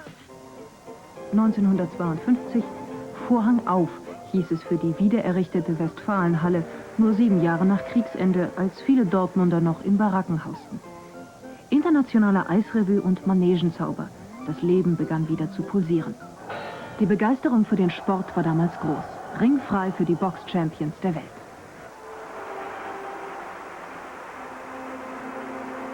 Tummelplatz der Spitzenstars. Die deutsche Eisprinzessin und mehrfache Olympiasiegerin Marika Kilius und ihr Partner Hans-Jürgen Bäumler. Und Satchmo, der legendäre Jatzer Louis Armstrong. Ein Auftritt unter der Kuppel von Europas größter Veranstaltungshalle galt viel im internationalen Showgeschäft. Gestern wie heute Hallenereignis des Jahres, das 6-Tage-Rennen. Ein Marathon mit Volksfestcharakter nach Dortmunder Art. Im riesigen Oval der Westfalenhalle können die Wogen der Begeisterung besonders hochschlagen. In den 70er Jahren kam mit den Rockfestivals ein ganz neuer Veranstaltungstyp auf. Supertechnik mit allen elektronischen Raffinessen machte aus der Halle ein gigantisches Studio. Doch abseits vom Mammutunterhaltungsbetrieb in der Westfalenhalle hat sich in Dortmund auch eine lebendige regionale Musikszene entwickelt. Die Nordstadt, blätternde Fassaden, heruntergekommene Viertel. Dieses Quartier ist das Sorgenkind der Stadt. Einst ein typisches Arbeiterquartier ist es im Zuge der Wirtschaftskrise zum sozialen Brennpunkt geworden. Mit 25% ist die Arbeitslosenquote hier doppelt so hoch wie in der gesamten Stadt. Doch die problembeladene Nordstadt hat auch einen besonderen Reiz. Der hohe Ausländeranteil verleiht ihr eine kulturelle Vielfalt, aus der auch ihre Bewohner manche Anregung schöpfen. Zum Beispiel die Musiker Uli Schmidt und Helmut Philipps. Sie leben und arbeiten gerne im urbanen Milieu dieses ursprünglichen Stückes Dortmund.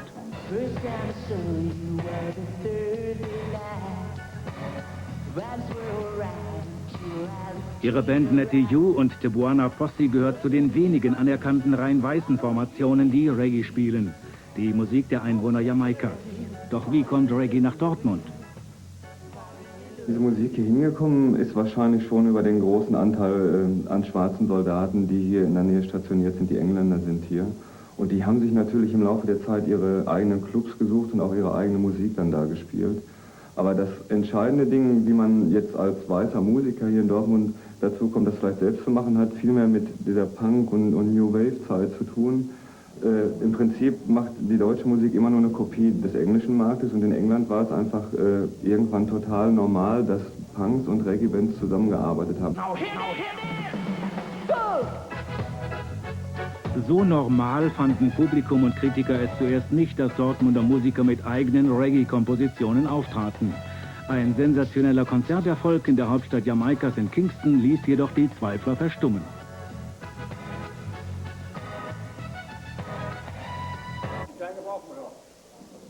Vorbereitung für eine Fernsehaufzeichnung. Letzte Arbeiten an der Dekoration, bevor das zweistündige Programm eines anderen Lokalmatadors über die Bühne geht, des Rocktheaters Nachtschicht. Hinter dem Vorhang läuft alles mit routinierter Gelassenheit. Nach wochenlanger Tour durch Deutschland ist dies wieder ein Heimspiel und das heißt ausverkauftes Haus. Noch eine Probe für die Kameras. Auch mit Fernsehauftritten haben die 6 Akteure des Rocktheaters Erfahrung. Anders als Nettie You können sie gut von ihrer Show leben. Allerdings sind sie auch schon lange im Geschäft, seit 15 Jahren, als musizierende Kabarettisten und schauspielernde Rockmusiker. Die Fans kommen in Scharen, fast jedes der Konzerte ist ausverkauft.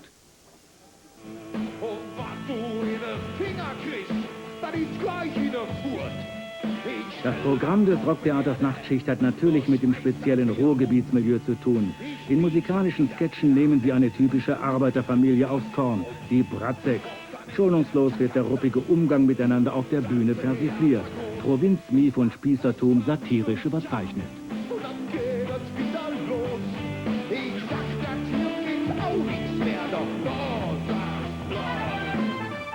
Es ist nicht so, dass wir das also mit so einer Brutalität machen, dass die Leute schimpfen aus dem Saal laufen, sondern wir haben es eigentlich ganz gerne, dass die bis zum Schluss bleiben und ab und zu einen mitkriegen zwischendurch. Mit den perfekt karikierten Arbeiterfamilienszenen ist das Rocktheater bekannt geworden. Doch dieses Kohlenpott-Klischee wird sich bald überholt haben. Vielleicht müssen die Musiker dann die Familie eines Computerfachmanns karikieren.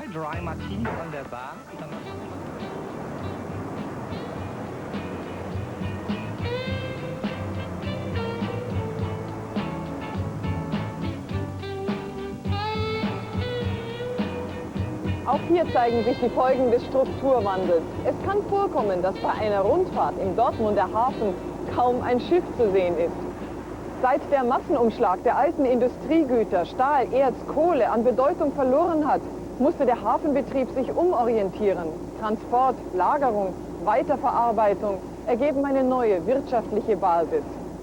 Über Kanäle mit den wichtigsten Flüssen und Meeren Deutschlands verbunden, konnte dieser Hafen sich als einer der bedeutendsten Binnenhäfen Europas behaupten. Und den Kanälen verdankt Dortmund auch eine Spitzensportlerriege.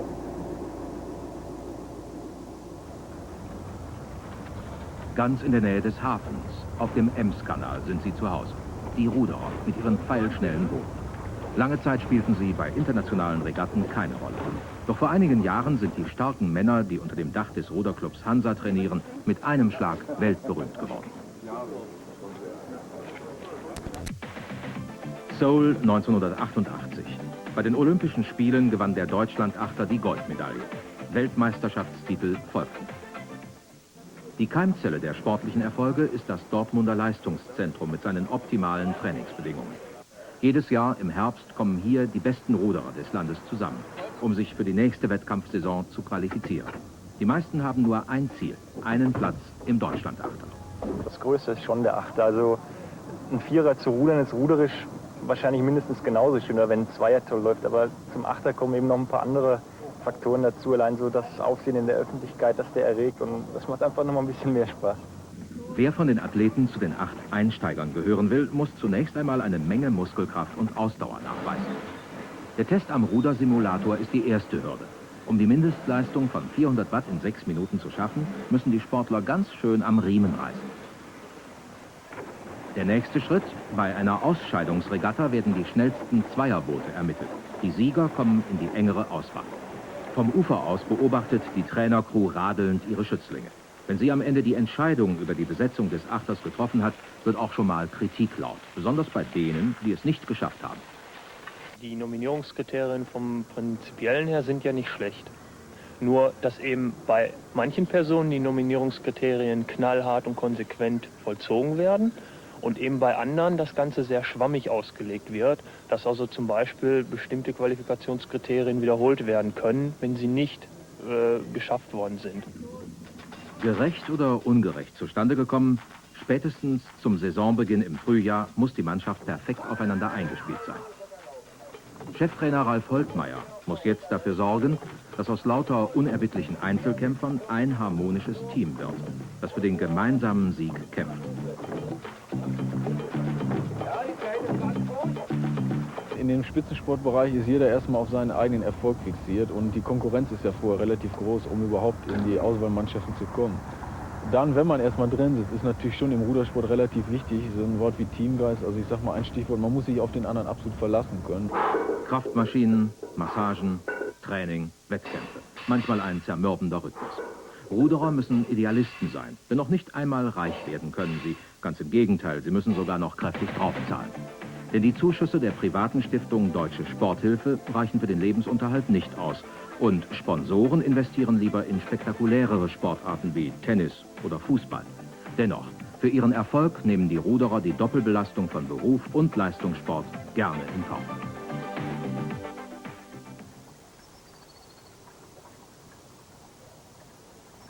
Dies hier ist keine Kulisse für einen kitschigen deutschen Heimatfilm. Auch das ist Wirklichkeit im Ruhrrevier. Auf dem Grundstück dieses idyllischen Fachwerkensembles in der Nähe von Dortmund entspringt die Emscher, ein Fluss, der das gesamte Ruhrgebiet durchzieht. An der Quelle, da ist er noch rein und romantisch. Aber schon wenige Kilometer weiter ändert sich das. Das Wasser der Emscher verwandelt sich in eine giftige Brühe. Die Emscher ist Europas größtes offenes Abwassersystem. Eine gigantische Kloake, die nur noch zu 20% aus reinem Wasser besteht. Der Rest ist flüssiger Abfall einer Industrieregion. Eingedeicht, in Beton gefasst, durch riesige Rohre geleitet und streng überwacht. Dieses Abwassersystem bedeutete einmal Fortschritt.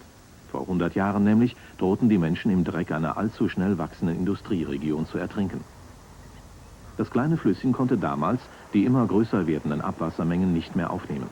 Seuchen brachen aus. Der Ausbau und die Begradigung sorgten für einen schnelleren Abfluss. Das war die Rettung. Heute ist der Kanal ein hässlicher Anachronismus. Doch an seiner Sanierung wird schon gearbeitet. Auch das ist die Emscher. In Dortmund Süden wurden ein paar hundert Meter Gewässer renaturiert. Ein Zusatzkanal hat den Schmutzanteil hier stark verringert. Landschaftsarchitekten verwandeln nun den begradigten Wasserlauf wieder in einen natürlichen Bach mit Wiesen und Blumen. Der Anfang eines gewaltigen Umgestaltungsprozesses.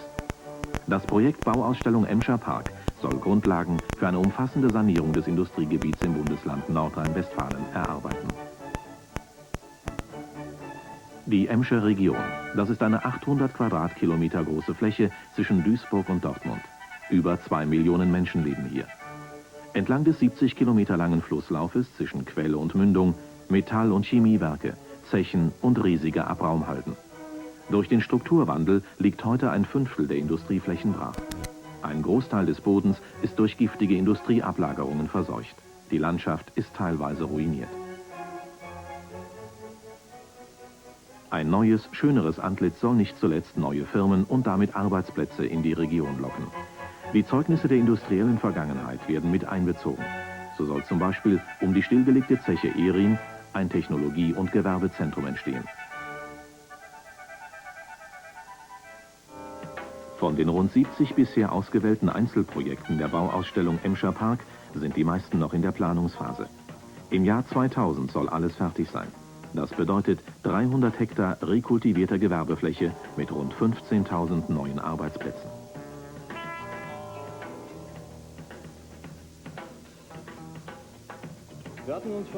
Bis dahin muss die Planungsgruppe der Bauausstellung gemeinsam mit den betroffenen Gemeinden noch viel Arbeit leisten. Eine teure Angelegenheit.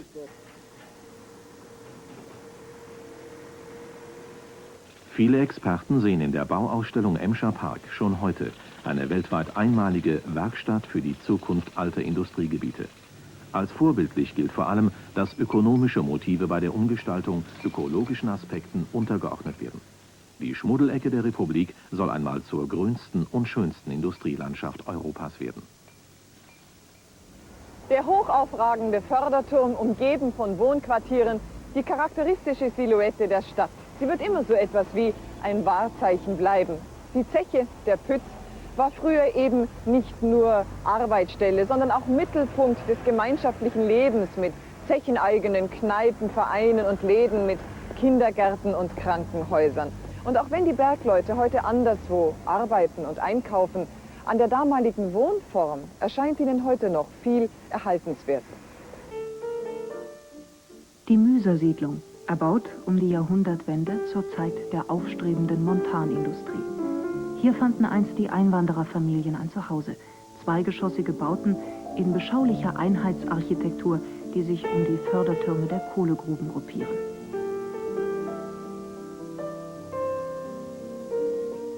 Das Gärtchen hinterm Haus mit Laube und Stall, ein Stück Lebensqualität, das die Arbeiter dauerhaft an ihren Pütt binden sollte. Der Rentner Rudi Kestel wohnt schon sein ganzes Leben lang in der Müser-Siedlung. Wie viele hier war er Bergmann auf der Zeche Gneisenau. Er erinnert sich gern an alte Zeiten. Das ist praktisch die Heimat. Ja? Man ist geboren hier in der Siedlung und hat noch viele Bekannte hier. Das ist für mich Müser-Siedlung. Man wohnt wie privat. 2 Eingänge, hinten vorne ein. Wenn man hinten rausgeht, ist man gleich im Garten. Ja. Im Sommer alles blüht. Und das hat man in so einem Hochhaus nicht. Denn hier hat jeder früher ein Schwein wenigstens gehabt. Aber jetzt die Badezimmer sind, das waren Ställe. Ja. Und wir hatten meistens 2 im Stall. Hühner, teilweise Gänse, Enten. Und das half schon im Haushalt mit. Denn allzu viel hat der Bergmann damals auch nicht verdient. Seitdem hat sich einiges verändert. Die Zeche Gneisenau ist vor einigen Jahren stillgelegt worden. Damit war auch die Existenz der Müser-Siedlung bedroht. Die Bergbaugesellschaft wollte die kleine Kolonie abreißen und den Grund gewinnbringend verkaufen. Doch so einfach ließen sich die Bewohner nicht aus ihrer vertrauten Umgebung vertreiben. Sie gründeten eine Bürgerinitiative für den Erhalt der Siedlung. Doch die Bürger kämpften nicht nur für ihre liebgewordene Heimat. Sie wollten auch ihren preiswerten Wohnraum behalten. Viele der Siedlungen sind inzwischen unter Denkmalschutz gestellt worden, als Beispiele ehemaliger Wohnformen von Bergarbeiterfamilien. Doch jetzt droht eine andere Gefahr. Citymüde Yuppies, die der Isolation moderner Hochhauskomplexe entkommen wollen, dringen in die Idylle ein. Wird eine Wohnung frei, stehen die Bewerber Schlange. Doch bei der Vergabe haben die Alteingesessenen ein Mitspracherecht. Wer nicht ins Sozialgefüge passt, wird abgelehnt. Denn schließlich sollen die Kolonien das bleiben, was sie immer waren. Eine Arbeitersiedlung, eine gewachsene Lebens- und Hilfsgemeinschaft aller Nationalitäten, in der gute Nachbarschaft hochgehalten wird. Jetzt habe ich mich einmal ganz nach oben auf einen der Fördertürme gewagt, denn aus dieser Perspektive bietet sich ein überraschendes Bild. 50% des Stadtgebietes besteht aus Wäldern, Wiesen und Parkanlagen, denn schon zu Zeiten der Industrialisierung wurde damit begonnen, den Städtern zur Erholung von staubiger Arbeit unter Tage Volksparks zu schaffen, die ihnen im grauen Häuser einerlei Licht, Luft und Sonne bieten sollten. Und dieses Erbe beneiden andere Ruhestädte heute Dortmund. Das war Schauplatz Deutschland, Germany Live. Mit Impressionen vom grünen Dortmund verabschiede ich mich für heute von Ihnen. Bis zur nächsten Sendung. Auf Wiedersehen.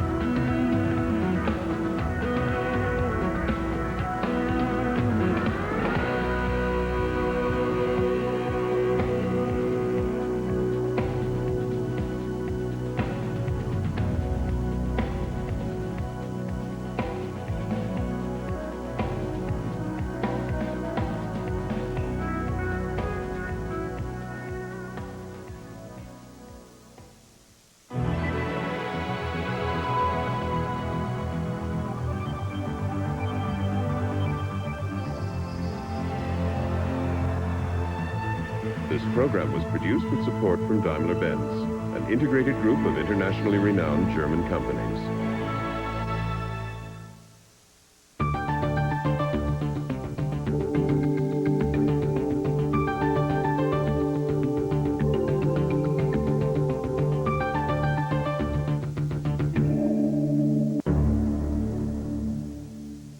Are you still living with this nightmare? Over 50,000 thousands of students master the basic skills of math. MadMath teaches fractions, decimals and percentages, and ratios and word problems. 3 complete courses, 5 hours on 2 video cassettes, plus a parent guide, student workbooks, and the MadMath Magic Right Answer Decoder. The complete MadMath learning system is yours for only $99.95. To order.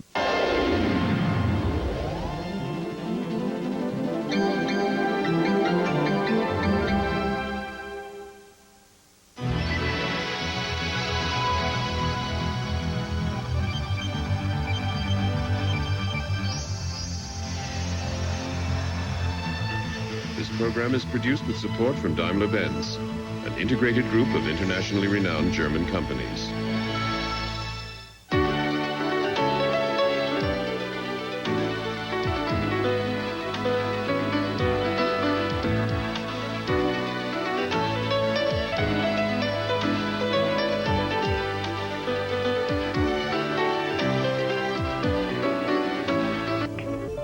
Santa Claus. On the next episode of Beliefs, a U.S. television premiere, Thursday at 10 on the Learning Channel. Every Saturday, the Learning Channel helps you get things done. Looking to whip up a fabulous meal? We've got the right recipes and cooks who know their way around the kitchen. Got a home repair project you can put off no longer? We'll show you the right tools to use and the best way to use them. Ready to restore a precious antique? We'll strip away the mystery and tell you what's worth saving. It's a full afternoon of helpful advice from knowledgeable hosts, and you'll find it Saturdays on the Learning Channel.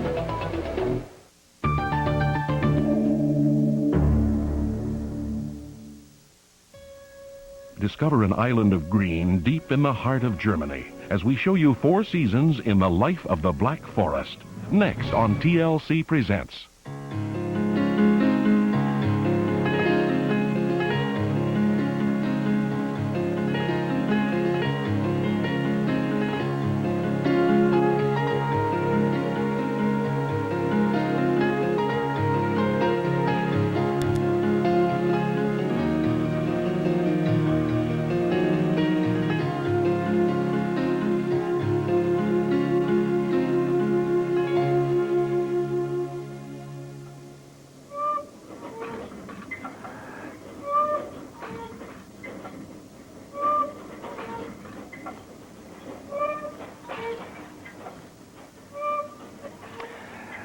and welcome. This is E.G. Marshall, standing in front of the world's largest cuckoo clock in a little town called Schonach in the middle of the Black Forest. I'm going to be your host on a tour of Germany's best-known region. And because the Black Forest is well worth visiting at any time of the year, we're going to look at it through all 4 seasons.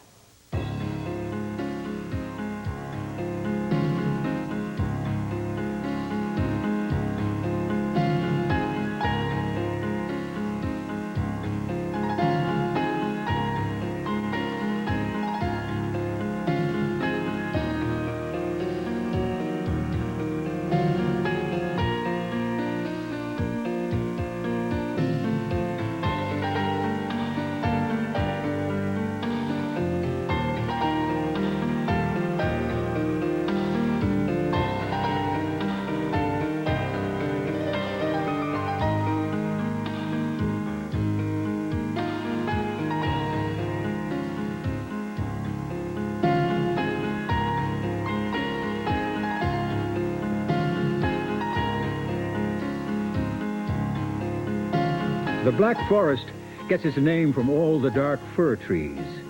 Situated in the heart of Europe, in southern Germany, it's a mountainous island of green, about 2,500 miles square, which is nonetheless threatened by overdevelopment, tourism, and pollution. As a forester, Rudi Kienast seems to have chosen the most idyllic of professions.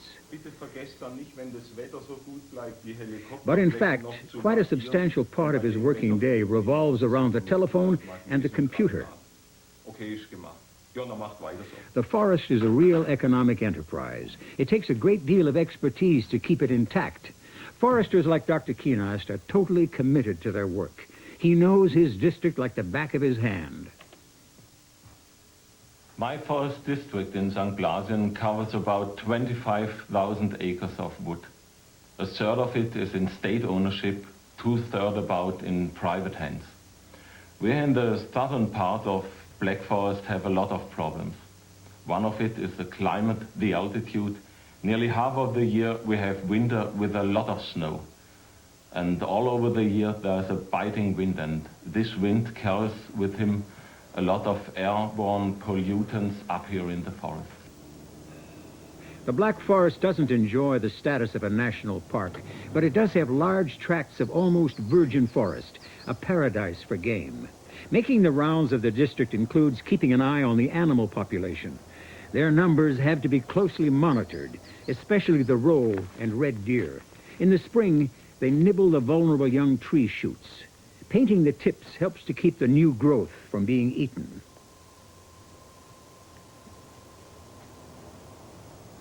The deer have no natural enemies, so the forester has to maintain a balance by determining the number to be culled.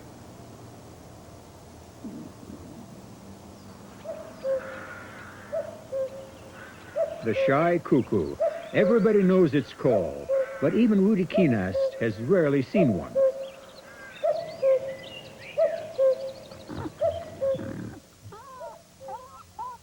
The wild boar and their young keep to the more secluded parts of the forest, while the chamois, in spring, will sometimes come into the meadows right next to the farmhouse. These kids are really jumping for joy.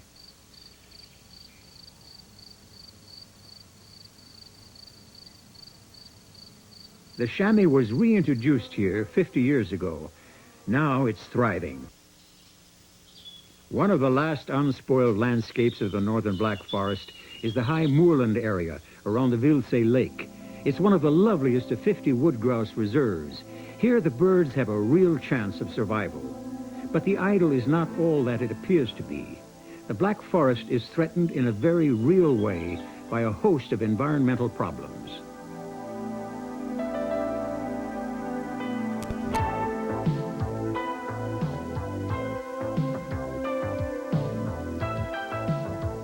This Autobahn, Germany's main north-south traffic artery, runs between the Black Forest and the adjacent Rhine Valley. And it's the route taken by virtually all through traffic to and from Scandinavia, Holland, France, Switzerland, Austria, and Italy. Busy roads lead right into areas of forest that used to be completely unspoiled. For the natural environment, this means noise and pollution from vehicle emissions. Nitrogen oxides from exhaust gases are poison to the forest. Thinning, miserable-looking treetops are the first sign that not all is well. Then comes the bark beetle. This pest attacks trees that have been weakened by other causes and have little resistance. At that point, the end is not far away. The forest is a habitat and a resource for both man and animal. Its death through pollution, development, and overutilization would deprive us all. What better reason for doing everything humanly possible to ensure its preservation? Although the damage is already widespread, badly affected areas such as this are fortunately rare. On these infrared aerial shots, the damaged areas of woodland are red, and the healthy ones are blue. In 1987, to everyone's relief, came the first signs that the damage was beginning to slow down. But increasing volumes of traffic are not the only cause for concern. Environmental pollution here has international dimensions. Southwesterly winds carry industrial emissions from the Upper Rhine Plain, from France and Switzerland, and deposit their poisons on the slopes of the Black Forest. It may take years before new European clean air laws make a difference. At present, little is known about reactions between different chemical substances and how long they remain active in the soil. And as far as road traffic is concerned, for all West Germany's famed high technology, the catalytic converter is still fairly rare here. I cannot prevent air pollution from my forest district, but I can, or better I try, to create the best condition for the forest to survive during the next 10 or 20 years. There are experiments going on now in Dr. Kienast's district to test the effects of lime fertilization. The powder seems to neutralize the acidity in the soil caused by pollution, at least for a time, adding essential magnesium and calcium as well. But the fertilizer provides only a modest measure of help. Still, the foresters are hopeful. In recent years, there have been more than 100 different forest research projects.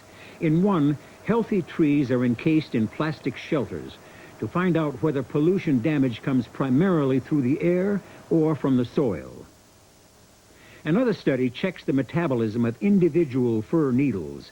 They breathe through tiny white openings. Toxins have damaged these needles. The breathing pores have been partially obstructed.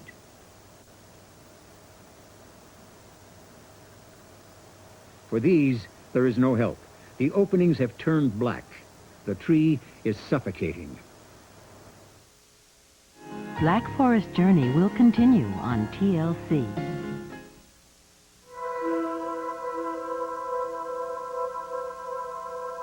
Thanks to your local cable company, you're watching the Learning Channel. With Recipes All-Purpose Baking Mix, you can turn out delicious new recipes almost as fast as we can turn them out. New from Martha White.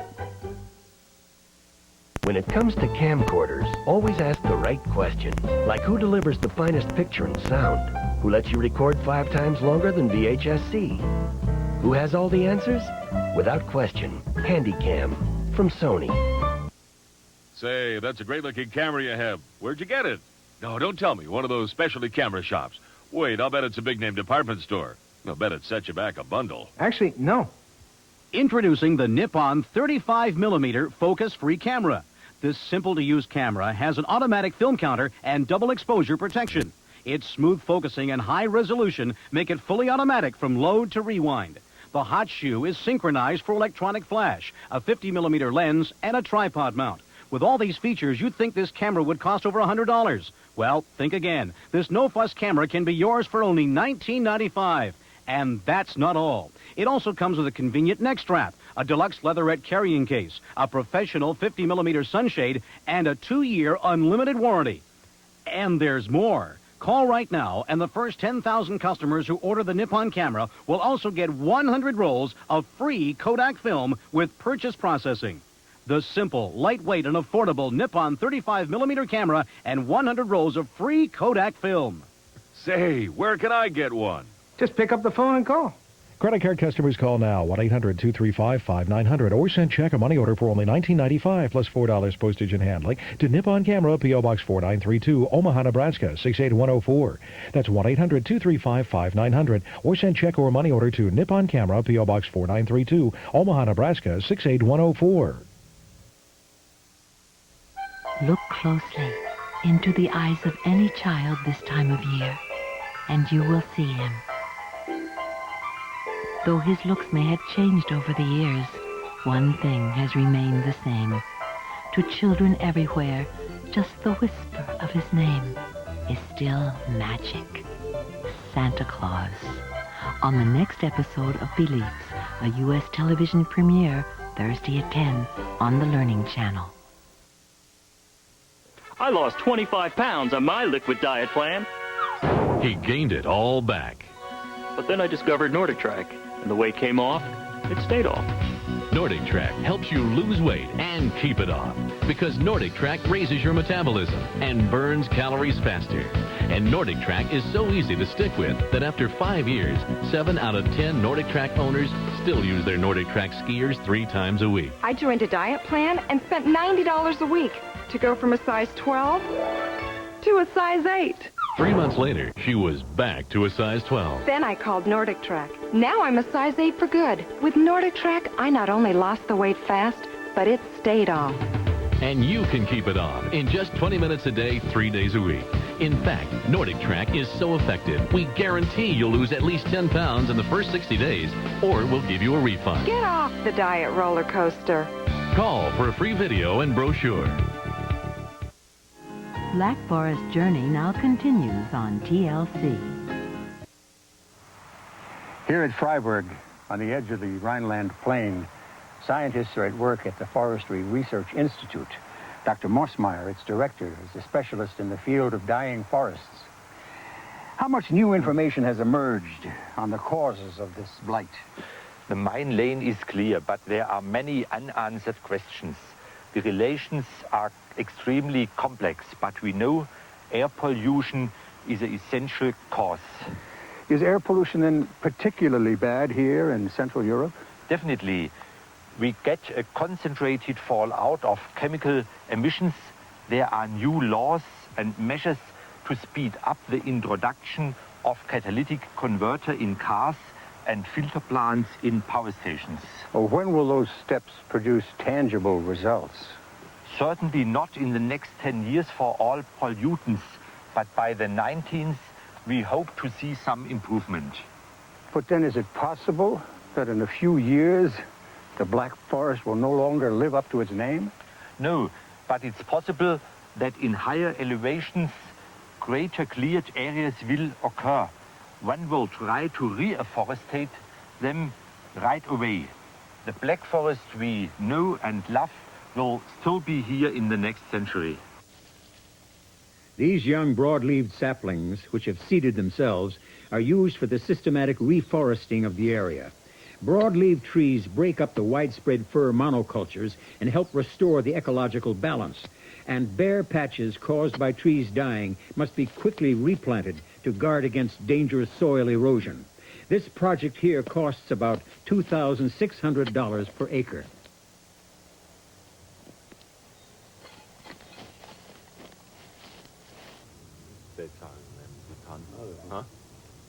Diseased trees are marked and felled. Otherwise, they would provide a breeding ground for pests.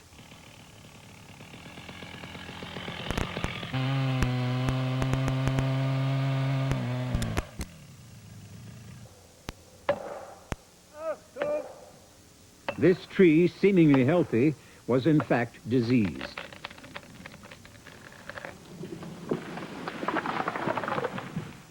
You can see this from the excessive moisture in the trunk. The tree could no longer assimilate the rising moisture. In addition, growth was becoming increasingly irregular, as seen from the annual rings. But this tree is not worthless. The trunk can still be sold as building timber.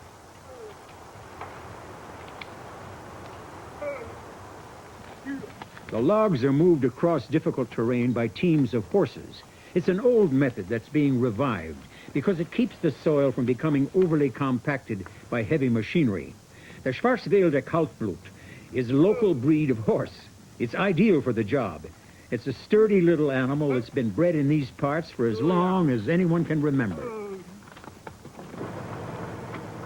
Modern machinery is used as well, of course, such as tractors and cable winches. For the past 100 years or so, the farmers and woodcutters of the Black Forest have only harvested as much timber as will be replaced by each year's growth. It's a policy that has proved its worth. 200 years ago, things were very different. Far too many trees were cut down for fuel. There was less forest then than there is today. Later, systematic reforestation began. But unfortunately, most of the trees planted were fast-growing conifers, which were not very toxin-resistant. Here is a reenactment of something that hasn't been seen for 100 years, the rafting of timber, once an important commercial enterprise. 500 years ago, the raftsmen founded their own guild and called it the Moorg Rivermen's Society. The guild was responsible for the leasing of tracts of forest and the sale and shipping of timber. Their rafts traveled as far as Holland, lashed together to form giant units with as many as 100 men guiding them.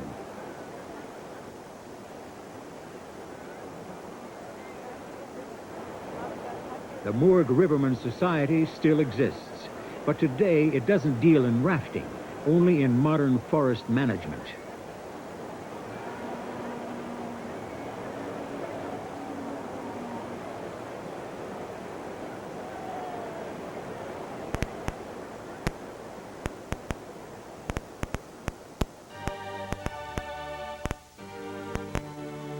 The ruins of castles and grand country houses are a reminder of the splendor of earlier ages.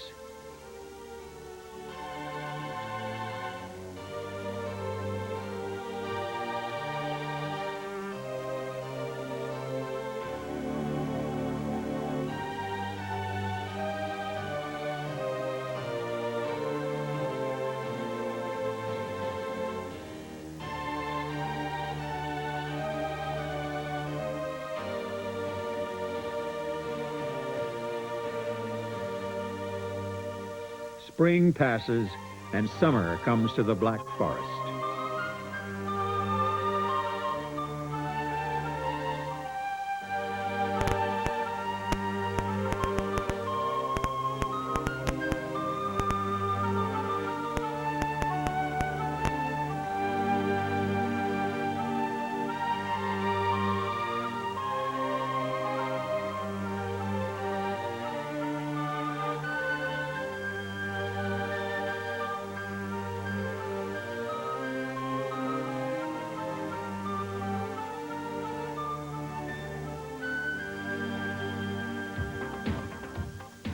With the summer come hordes of tourists and vacationers, most arriving by car and posing additional threats to the countryside.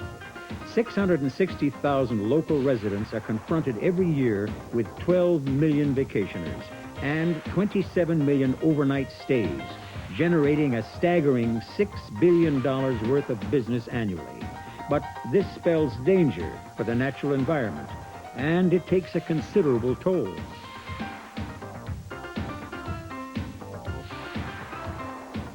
Not that the situation is very much better in our own national parks.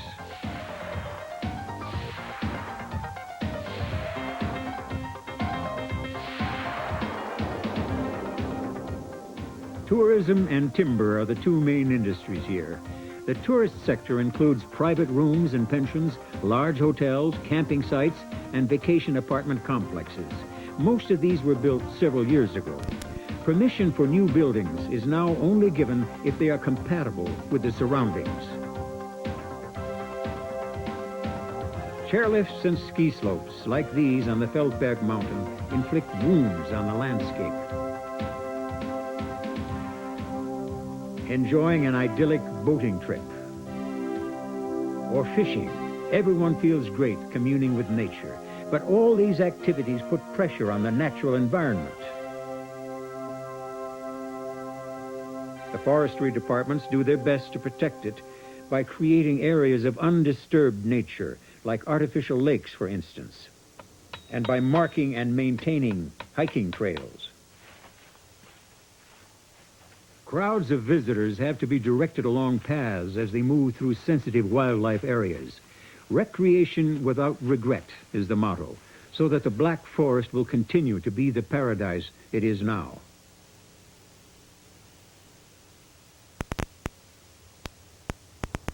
Riding through the forest on horseback is an increasingly popular pastime.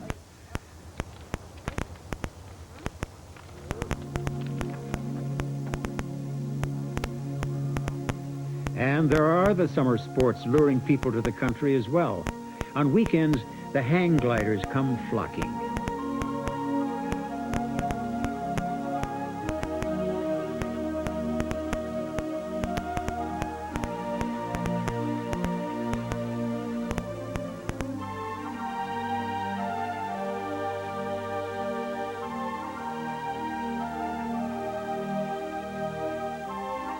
With all these activities, only about 3% of the Black Forest is set aside for wildlife sanctuaries in the strict sense of the term.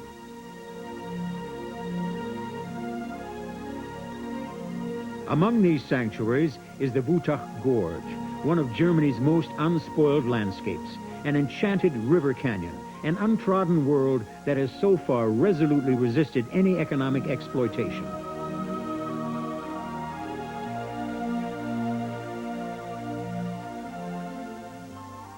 Here we discover an undisturbed, almost unexplored area of the Black Forest, the Wutach Valley. It's a place where rare birds, such as the water ouzel, still feel perfectly at home.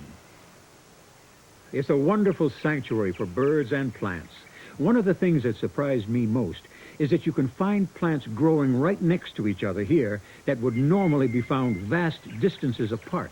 I'm told it's because of the extreme differences in temperature. Last summer, the soil on the southern side of the Wutach gave a temperature reading of 152 degrees Fahrenheit, while on the opposite bank, the temperature plunged right down to freezing.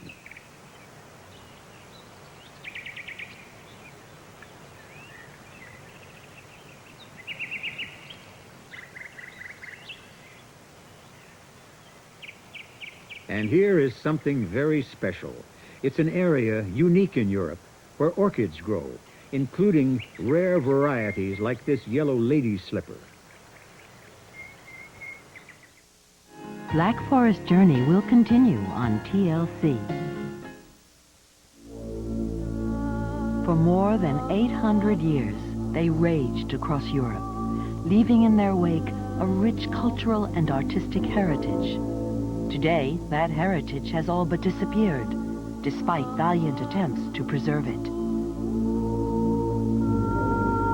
Rediscover the legacy of the Celts in Part 5 of this exclusive network premiere, Thursday at 9 on the Learning Channel. This weekend on the Learning Channel, curl up and relax in the country charm and cozy comforts of America's favorite inns. Sample the elegance and art of the finest in culinary splendor. And for the romantic at heart, rediscover the scenic wonder of North America's waterways. It's an evening of fine living. Saturday nights beginning at 8 Eastern, 9 Pacific on the Learning Channel. Brought to you by Gallo. It's time for a change to Gallo. Nighttime backache? Try Momentum Muscular Backache Formula. Momentum has a maximum strain pain reliever to help relieve your backache so you can sleep.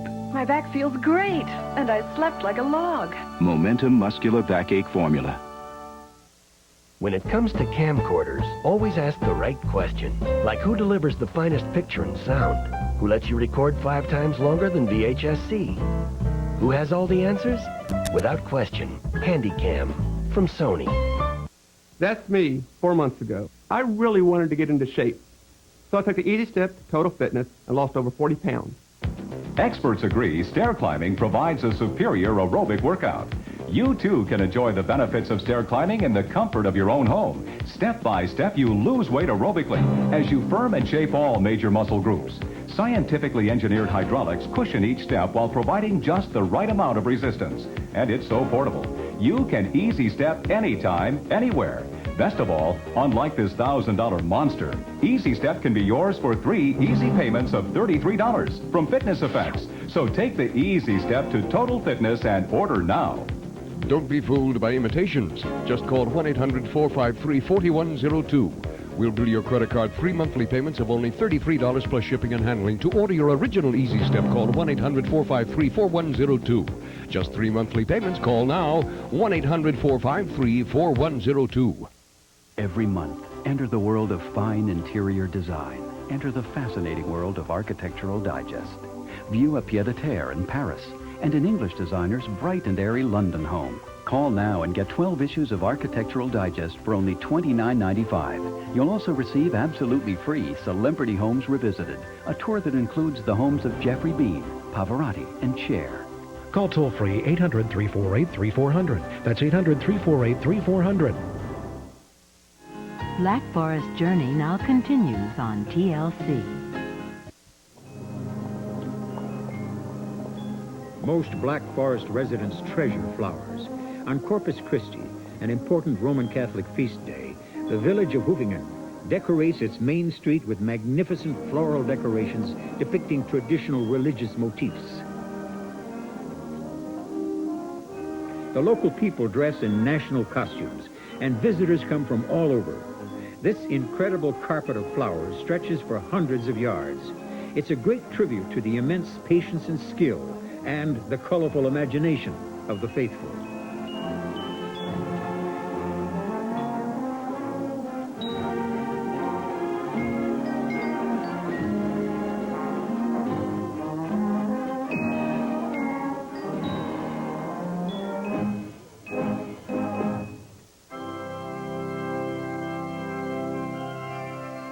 This Baroque jewel graces the Black Forest as well. It's set high on the outer edge of the forest. This is the Monastery Church of St. Peter, built in 1725, according to plans drawn up by a leading Baroque architect, Peter Thum.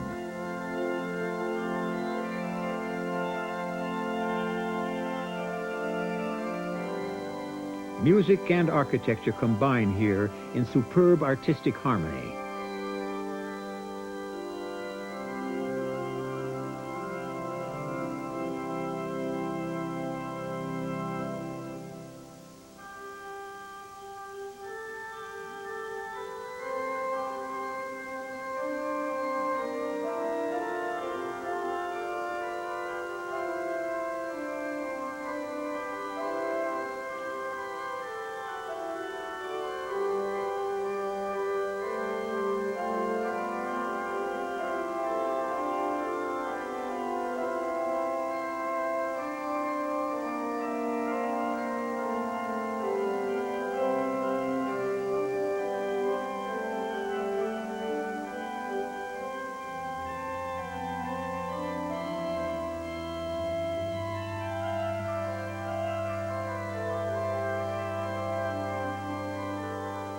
St. Peter's wasn't designed, it was composed for its setting in the Black Forest.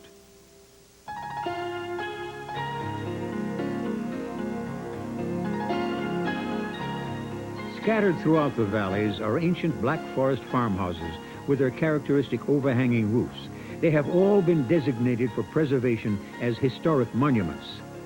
A number of buildings from the 16th and 17th centuries have been rescued from dilapidation in various regions of the Black Forest and reassembled here in the Volksbauernhof, an open-air museum. They've been furnished with old household equipment and tools so that one can get an idea of how the early Black Forest residents lived and worked. This is the Black Forest's oldest sawmill. It's been in operation for 150 years.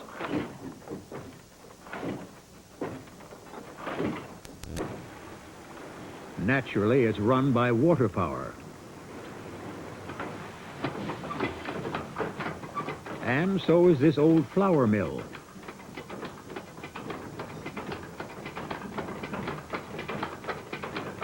The equipment was designed with not only its function, but also its aesthetic appearance in mind, as we see in the case of this brand spewer. Charcoal burning in the Black Forest dates back to the 15th century. In the last century, there were 190 charcoal burners. Long before the introduction of pit coal, charcoal was the only source of heat for the blacksmiths and the iron foundries, glassworks, gold and silversmiths.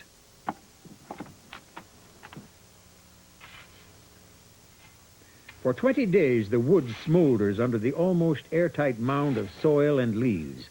Then the charcoal is ready for use. This is a wooden shingle used for weatherproofing.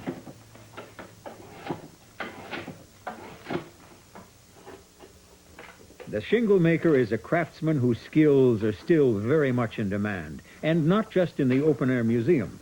Shingles are needed to repair the many old Black Forest houses, and for new construction as well.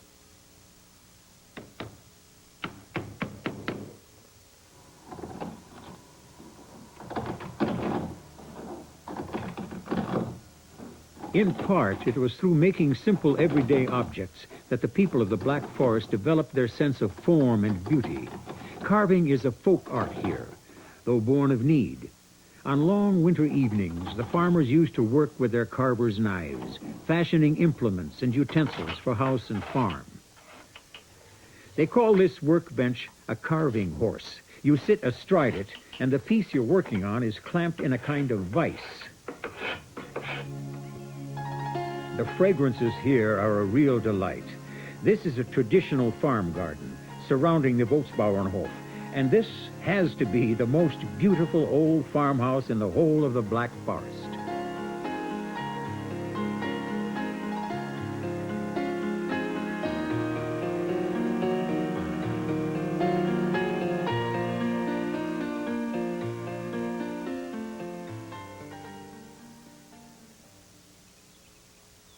Cozy little places, these farmhouses.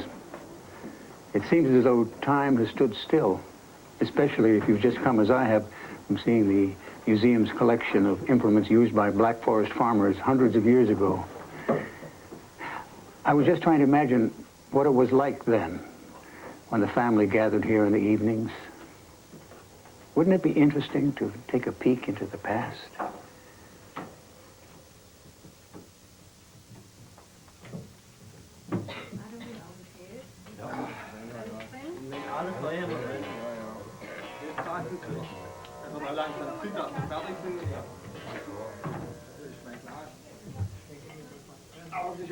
Everyone gathered in the parlor, old and young alike, family and friends. Instead of television, they entertained each other, playing cards, for instance, and they could exchange the latest gossip at the same time, of course.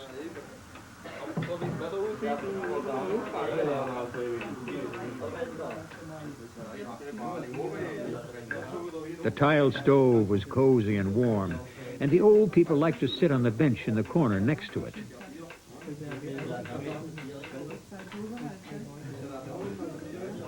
The spinning wheel was never still, as skillful fingers busily twisted the flax and wool. The long, dark evenings had other attractions, too. That's when the members of the younger generation had a chance to get to know one another. Actually, there was quite a remarkable custom designed to help the daughter who was going to inherit the farm find the right husband. With the approval of their elders, the young couple made a visit to the hayloft to get to know each other a little bit better. This also gave the young man an opportunity to see at a glance how prosperous the farm was, based on the stores in the barn.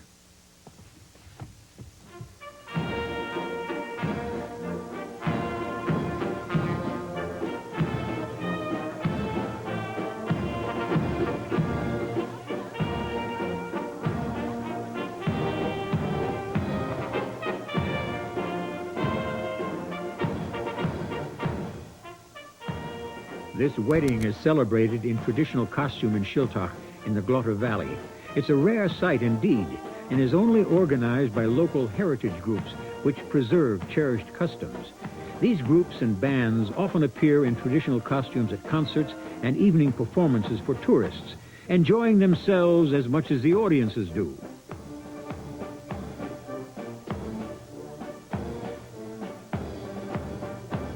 They wear their costumes as a sign of commitment to their own history and customs.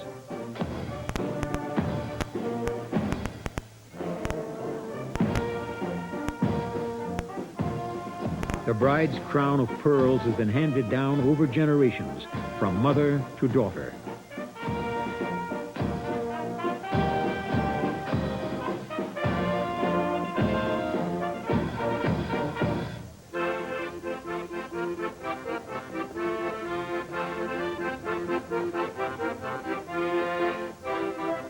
A quadrille outside the inn in celebration of marriage. It's more than just a dance. In the old days, this was one of the few opportunities available to young men and women to get anywhere near each other.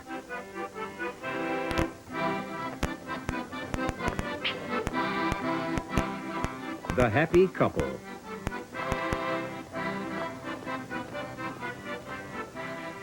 And maybe something starting for someone else right here. With parental approval, it goes without saying.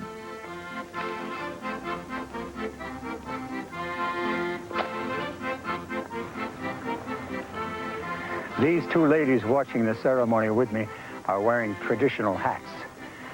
The one with the red pom-poms is unmarried. The one with the black pom-poms is married. Life in the Black Forest takes an orderly course.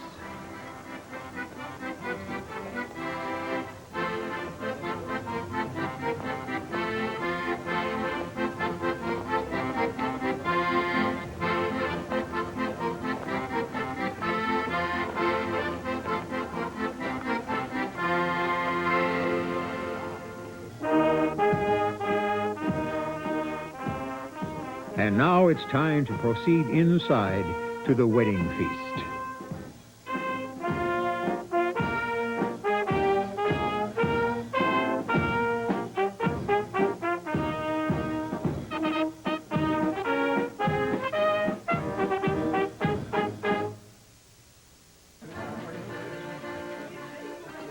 Food and drink, as everybody knows, keep body and soul together. The wedding feast consists of good, simple Black Forest fare. Roast pork, roast beef with gravy, and spätzle, homemade noodles.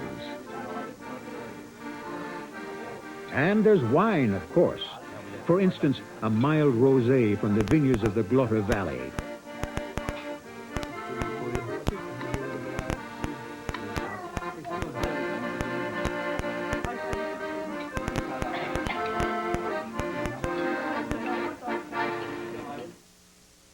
Black Forest Journey will continue on TLC.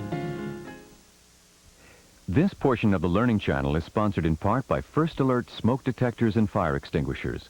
A warning and a weapon. You need both. Call me unreliable. Call me unpredictable. Throw in undependable too. Flashlight sure can be unreliable, but there's one that's ready when you need it. The First Alert rechargeable flashlight, because First Alert rechargeable means reliable. But it's undeniably true. First Alert, reliable, rechargeable. When it comes to camcorders, always ask the right questions, like who delivers the finest picture and sound, who lets you record 5 times longer than VHS-C, who has all the answers? Without question, Handycam from Sony.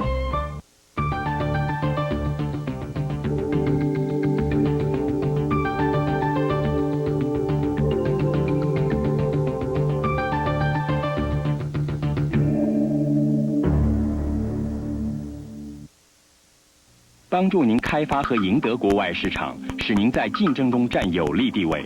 Nous vous accorderons un crédit d'un mois d'appel jusqu'à $2,000 lorsque vous changez à AT&T. Of course, when you switch, we'll reimburse up to $5 per line change and waive new service order charges. Вы получите 4 месяца с двойными скидками в рамках программы Privilege Option Plan. Y su satisfacción está garantizada. No matter how you do business, AT&T has a plan to help you save. Simply put, we want you back. These special savings are our way of welcoming you to the AT&T quality and service you may be missing. Get the competitive edge you need, plus important savings with AT&T's Privilege Option Plan. To save up to $2,000, get double discounts, free hookup, and a satisfaction guarantee. Come back to AT&T. Call 1-800-472-9038 and take on the world with a single call. Black Forest Journey now continues on TLC.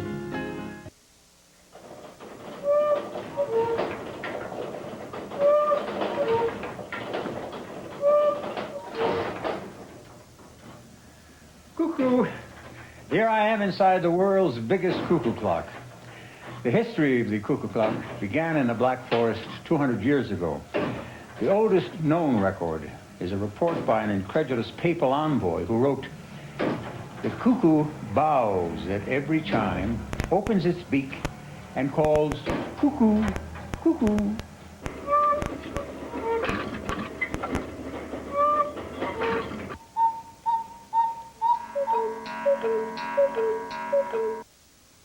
The farmers of the Black Forest were making clocks as far back as the 17th century. It started as a way of passing the time during the long winter months, and it soon developed into a lucrative sideline. Even today, the cuckoo clocks are still made for the most part with the simplest of tools: a carver's knife, a saw, and a file. Anyone brought up in the Black Forest has always known how to work wood. These painted clocks are typical of the Black Forest, too, and clockmaking has become big business. Current figures show an annual production of 300,000 clocks, 70% of which end up in the United States.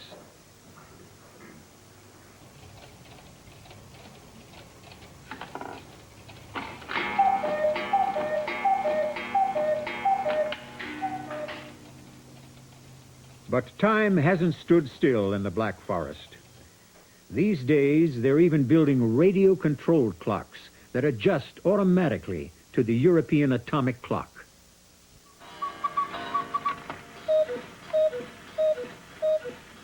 Obviously, the clockmakers have never been lacking in imagination. The Clock Museum in Furtwangen is full of curiosities.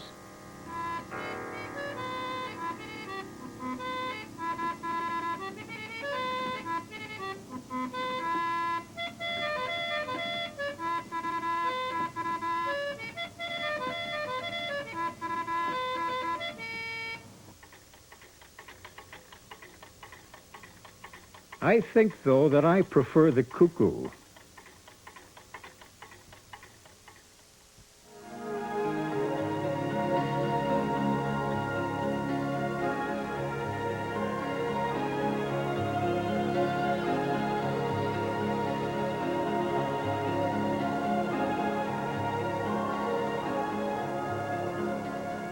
October in the high altitudes of the Black Forest.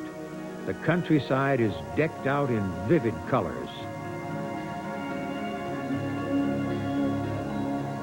But the autumn air is not as gentle and mild as it might seem. Early overnight frosts strip the trees of their leaves. The animals here have to make early preparations for winter. A hedgehog looks for a cozy nest under a pile of fallen leaves, anticipating the first frost.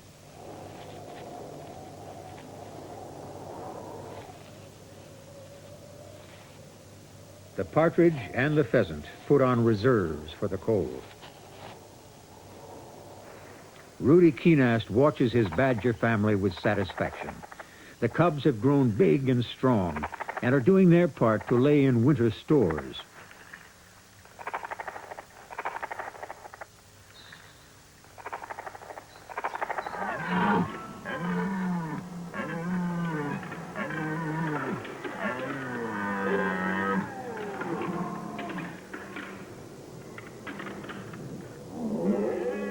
In secluded clearings of the forest, it's time for the stags to put on their great annual show. It's mating time.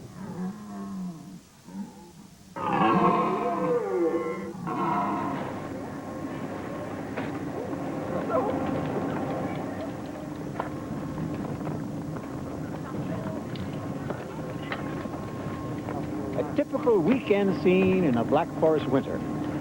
Thousands of ski enthusiasts come up from the Rhine Valley to enjoy a couple of hours of skiing. On sunny weekends, the forest is overrun with visitors, and the main roads are jammed with traffic. The tie-ups on the road are a pain for the day trippers, but the exhaust fumes are a lot worse for the forest. And there is no obvious solution. It's just not feasible to build massive parking lots and more roads to accommodate the occasional heavy weekend traffic.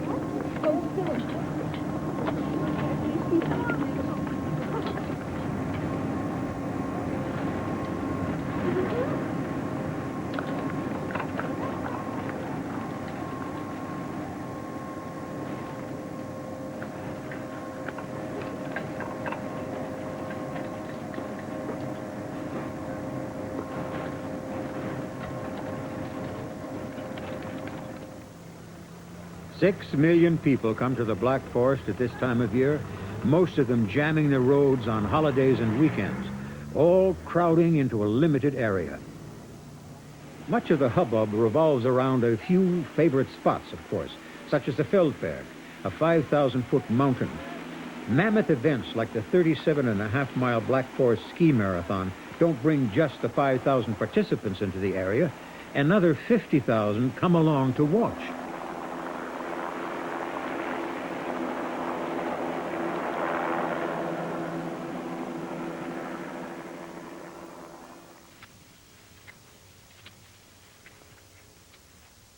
It's true that most cross-country skiers are lovers of solitude.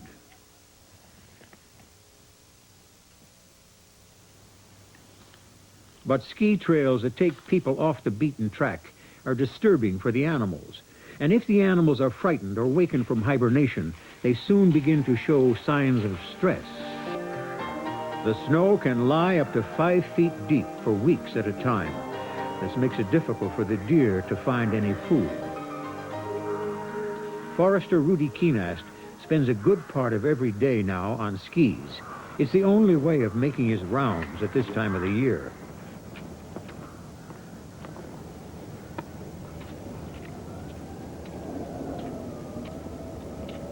One of the things he has to do is put out fodder for the deer, the bill for which will go to the people who own the hunting rights in the forest. If the deer can't find enough food in the snow, they nibble the tender twigs of the precious young trees.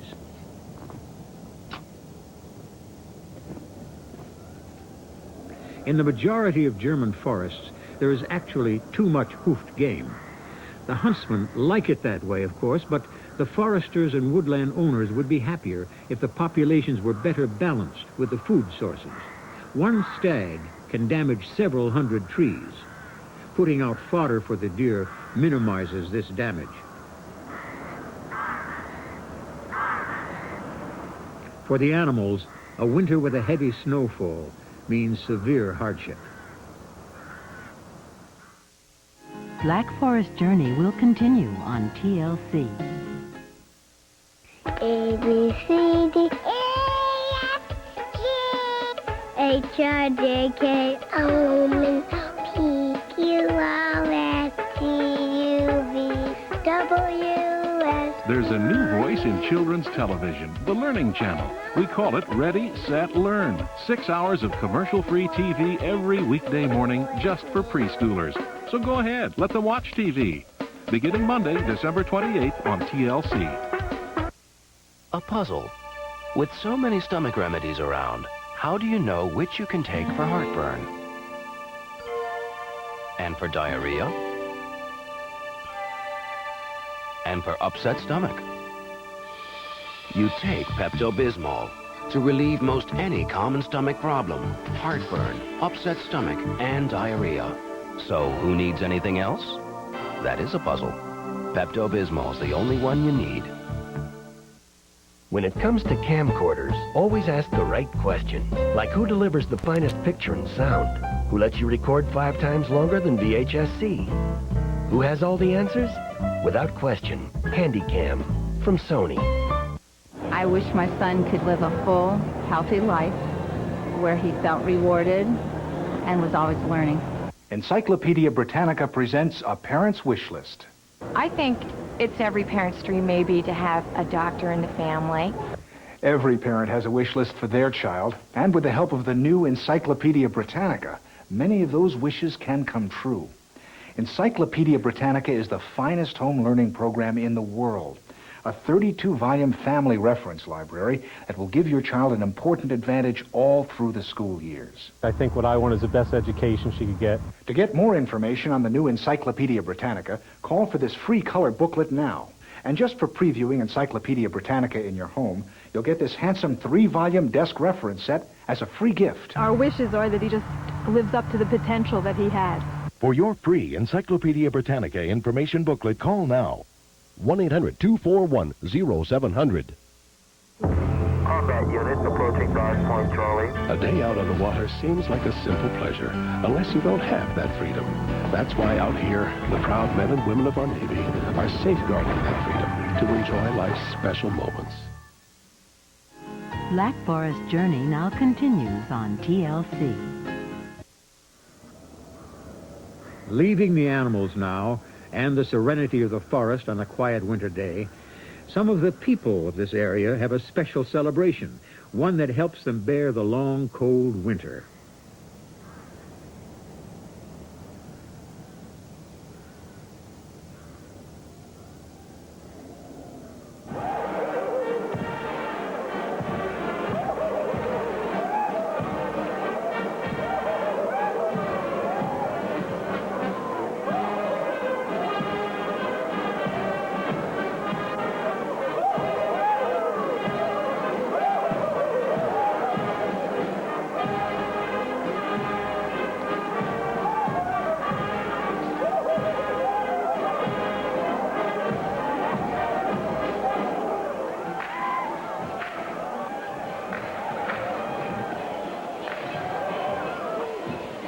Did you recognize me?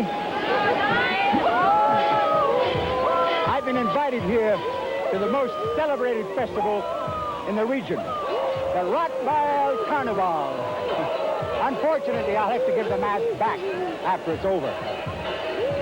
Every one of the active participants here is a member of one of the many carnival associations in the area, and their masks are modeled after ancient designs and symbolize the heathen customs of the early Black Forest settlers. Each mask is handmade to individual specifications, and the owner guards it as a family heirloom. Everywhere you look, you see moon faces and witches and devils and imps and every sort of face imaginable.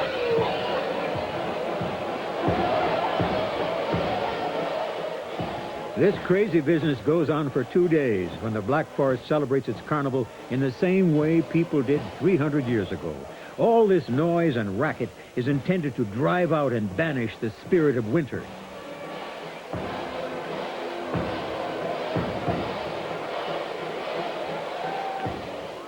Carnival, the German Mardi Gras, is not just a show put on for visitors. It's an expression of a deeply rooted, genuine zest for life.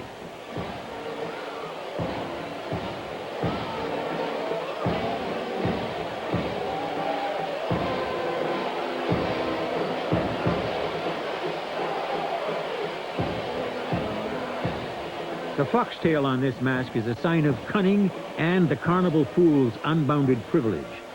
Certainly the license of fools is what prevails here. All rules and restrictions are waived until Ash Wednesday, that is. Then Lent begins, the period of fasting that lasts until Easter.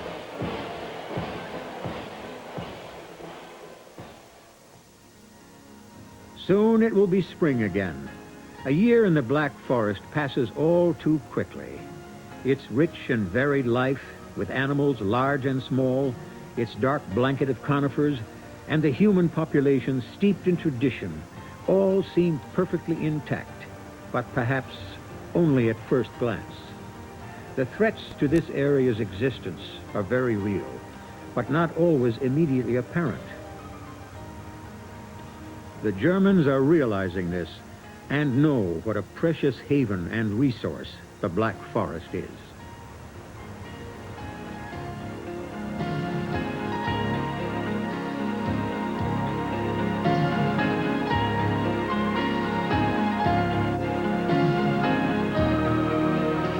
investigate science from a slightly skewed perspective as the Learning Channel presents a world premiere episode of Beekman's World.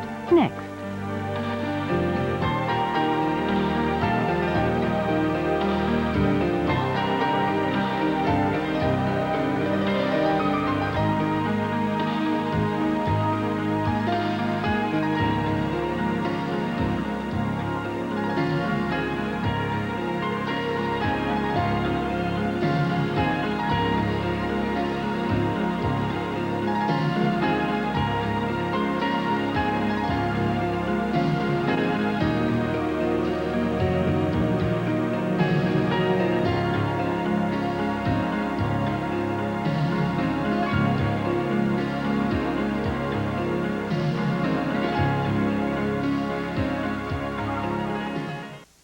To children everywhere, just the whisper of his name is magic. Santa Claus, on the next Beliefs, Thursday at 10 on TLC. My mom had a Singer sewing machine. Then I found out about the Singer vacuum cleaner. It's so powerful the way it picks up, with all the attachments right on the back. Thanks, Mom. Singer, the best-kept secret in vacuum cleaners. You walk like an angel, walk like an angel, talk like an angel, but I got wise. You're the devil in disguise, oh yes you are, the devil in disguise. Just when you thought you knew everything about Volvo. Devil in disguise, oh yes you are, the devil in disguise. When it comes to camcorders, always ask the right questions, like who delivers the finest picture and sound, who lets you record 5 times longer than VHS-C, who has all the answers? Without question, Handycam from Sony.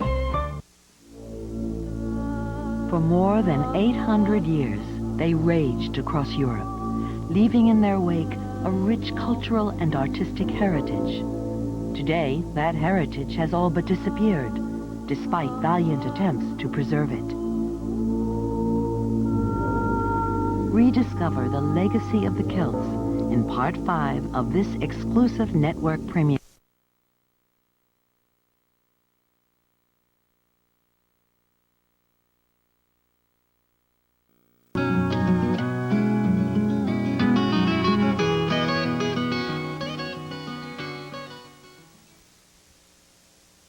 Now, instead of taking my produce to the restaurant and getting them interested, I thought I'd bring the head chef right here to the garden. And this is Larry Roberts. He's the owner and the head chef of the Great Escape restaurant in Setauket, New York. Larry, what do you think of our little garden? Unbelievable. Really? It is beautiful. Well, I have never seen anything like it before, and I wish I had been able to see something like this earlier, and I think it's a great idea. Well, good, good. Now, we want to show you the different things that we're growing, see if these are the things that you can use in your garden. And where do you normally get your produce? Well, it is delivered from New York City, and then in season I do get it from the island, but I do have to travel quite a bit in order to get my produce. So if we deliver it to your back door, it's going to save you a lot of time. It's unheard of. Okay, so you think it's a good idea, huh? Yes, very good idea. Okay, now the best thing though is that it's going to be fresh. When we harvest it, it'll be in your cooler within a couple of hours. Well, tell you the truth, I didn't know what green was until I came here. That's great. It really is. Okay, now let's take a tour and you tell me the things you like, all right? Let's go. Larry, here's where we start all our seeds, then transplant them into all these little tiny plants. Aren't they cute? It's really amazing. And then over here, we put them right into the garden. Now here we've got regular leaf lettuce. Do you use much of that? Yes, I do. I use leaf lettuce as bedding lettuce. Very colorful on the plates. Okay, by bedding you mean you put it on the plate first and then put salads over it? Absolutely. How much of leaf lettuce would you use when it's a full head? I would say 12 heads a week. 12 heads a week, 12. Okay. Now in front right here, we've got romaine lettuce. You use that? Very much so. I use romaine not only for my regular salads, but also Caesar salad. Oh. At least 24 heads a week. 24 a week? Oh, boy. Okay, I'm going to put that down. Now, up here we have endive. Do you ever use that? This endive I use very rarely, but in specialty parties I have a great use for it. Okay. How many heads do you think you could use a week? Depending on the party, I would say 4 large heads. Okay, 4 large heads. Over here we've got Swiss chard. You ever use Swiss chard? Yes. For cooking or fresh? Oh, or? for soups. They're Oh, yeah? great. Okay. And how many bunches of that a week, you think? 6 to 8. 6 to 8 a week. Okay, look behind you. You want to see mature Swiss chard? Look at these plants. Aren't they beautiful? Never have I seen them this large at all. Never. And they're still tasty. That's the thing, you see. Just because they're large doesn't mean they're tough. Now, behind them, we've got some beets. You ever use beets? I've fresh? never had fresh beets before. Really? Yes, this is a learning experience for me. Well, you're going to be in for a treat then. Here we've got some more leaf lettuce. See, it's all different sizes. Yes. And different varieties. Radishes, I'm sure you use a lot of radishes. Yes. How many would you use? 10 bunches a week. Now, there's a dozen in a bunch. Oh, 10. 10? Yeah. Every 10 week? Every week. Oh boy, I'll write that down. And behind there we've got some scallions. I'm sure you use a lot of those. Oh, use the tops and the bottoms. Oh, great. Very versatile. Okay. And over here you can see our carrots. We've got, do you like the big carrots, the little carrots, or just what size? I use all sizes, Do but ya? what I like here is that I can get the what would you call it, the stems? Yeah. I can get it with the stems also. Oh, yeah. Is that true? Oh, sure. We'll just harvest the whole thing and give you the ton. That would be great. Now, we've got some big ones here. You want to see one? Yes. Okay, let me pull one out here. Let me grab one. How's that? And that was grown in a square-foot garden. Yeah, right. And you know how many grow in each square foot? How many? 16. No. Yeah, they really do. 16? They do. And they get just as That large is as that. great. Okay, here's some more romaine lettuce. We've got a lot of that. Over here we've got bush beans. How about that? Yes, fresh beans are very important. Okay, do you like those small, large, medium? What Small size? to medium. Okay. And how many would you use in a week? What? I would say about 10 to 12. 10 to 12 pounds a week. Okay. Yes. Peppers? Peppers, yes. We can grow all kinds of peppers. Do you use the red hots or the bell? I like the red hots. Okay. They're very good. The bells, but I notice they're very green. Yeah. Okay. And how many pounds of those would you use? 15. 15 a week? 15 pounds oh, a week. boy, 15 pounds. And how do you like our tomatoes? Tomatoes, they're beautiful. Now, these are fine ripe. I mean, really ripe. We can pick these so that you can slice them a couple of hours later and serve them to your... It makes the chef's job easier. Oh, good. Because when you have such fresh vegetables, I don't have that much work to do. Yeah. Now, there's all the flavor in it. There's another advantage with the Cash from Your Square Foot Garden program, and that is they're not only delivered to you, to your back door, but they're all cleaned. So you don't have to scrub them or Everything do anything. is clean? Everything's going to be cold and clean, and you'll get just the best. That is great. Okay. And you'll have to tell us how many tomatoes you want and what size. You use the little cherry tomatoes? Yes. Okay. Yes. And the big ones? Yes. Can you guess how many pounds a week you might use in tomatoes? I would say at least 20 pounds of tomatoes a week. Okay, 20 And pounds. equal amounts on cherry tomatoes. Really? I would like to use both. That's a lot of cherry tomatoes. Now, you realize I can't grow everything you need.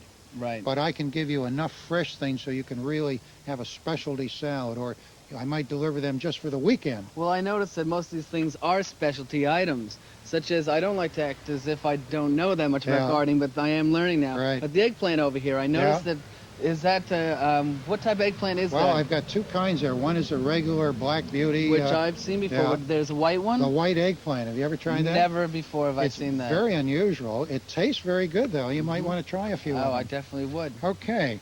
Larry, now, you've seen our garden. It could be bigger if we wanted, but we want to keep it just this size, and we hope that we can supply you with maybe 20% of your needs. And we're going to deliver to your back door. We'll give you an itemized slip of how many pounds and what the going price is. We charge regular farm stand prices, and we deliver free. And plus you clean. Oh, yeah, we clean it all up, and you'll have just the best. I'm going to bring you the best, so you're going to be happy, and that's going to make... Looking very forward to it. Okay. Is this something you think would work in any state around the country? I would pretty much have to say yes. Can you think of any restaurant that would say, no, we don't want fresh vegetables? When you're looking at something like this where it's so fresh and it's done professionally and with all the ideas that you have, I can't see how it would go wrong. Okay. Well, there you have it. What do you say, America? How about starting a Cash from Your Square Foot Garden?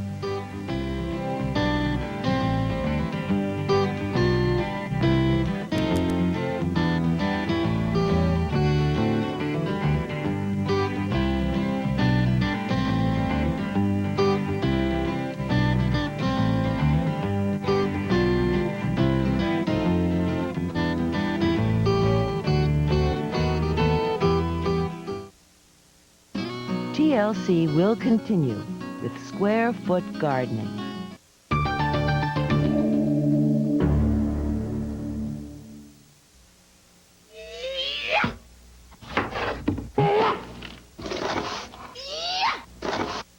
The legendary Ginsu knife. It was the sharpest value in the history of television. But you ain't seen nothing yet. Introducing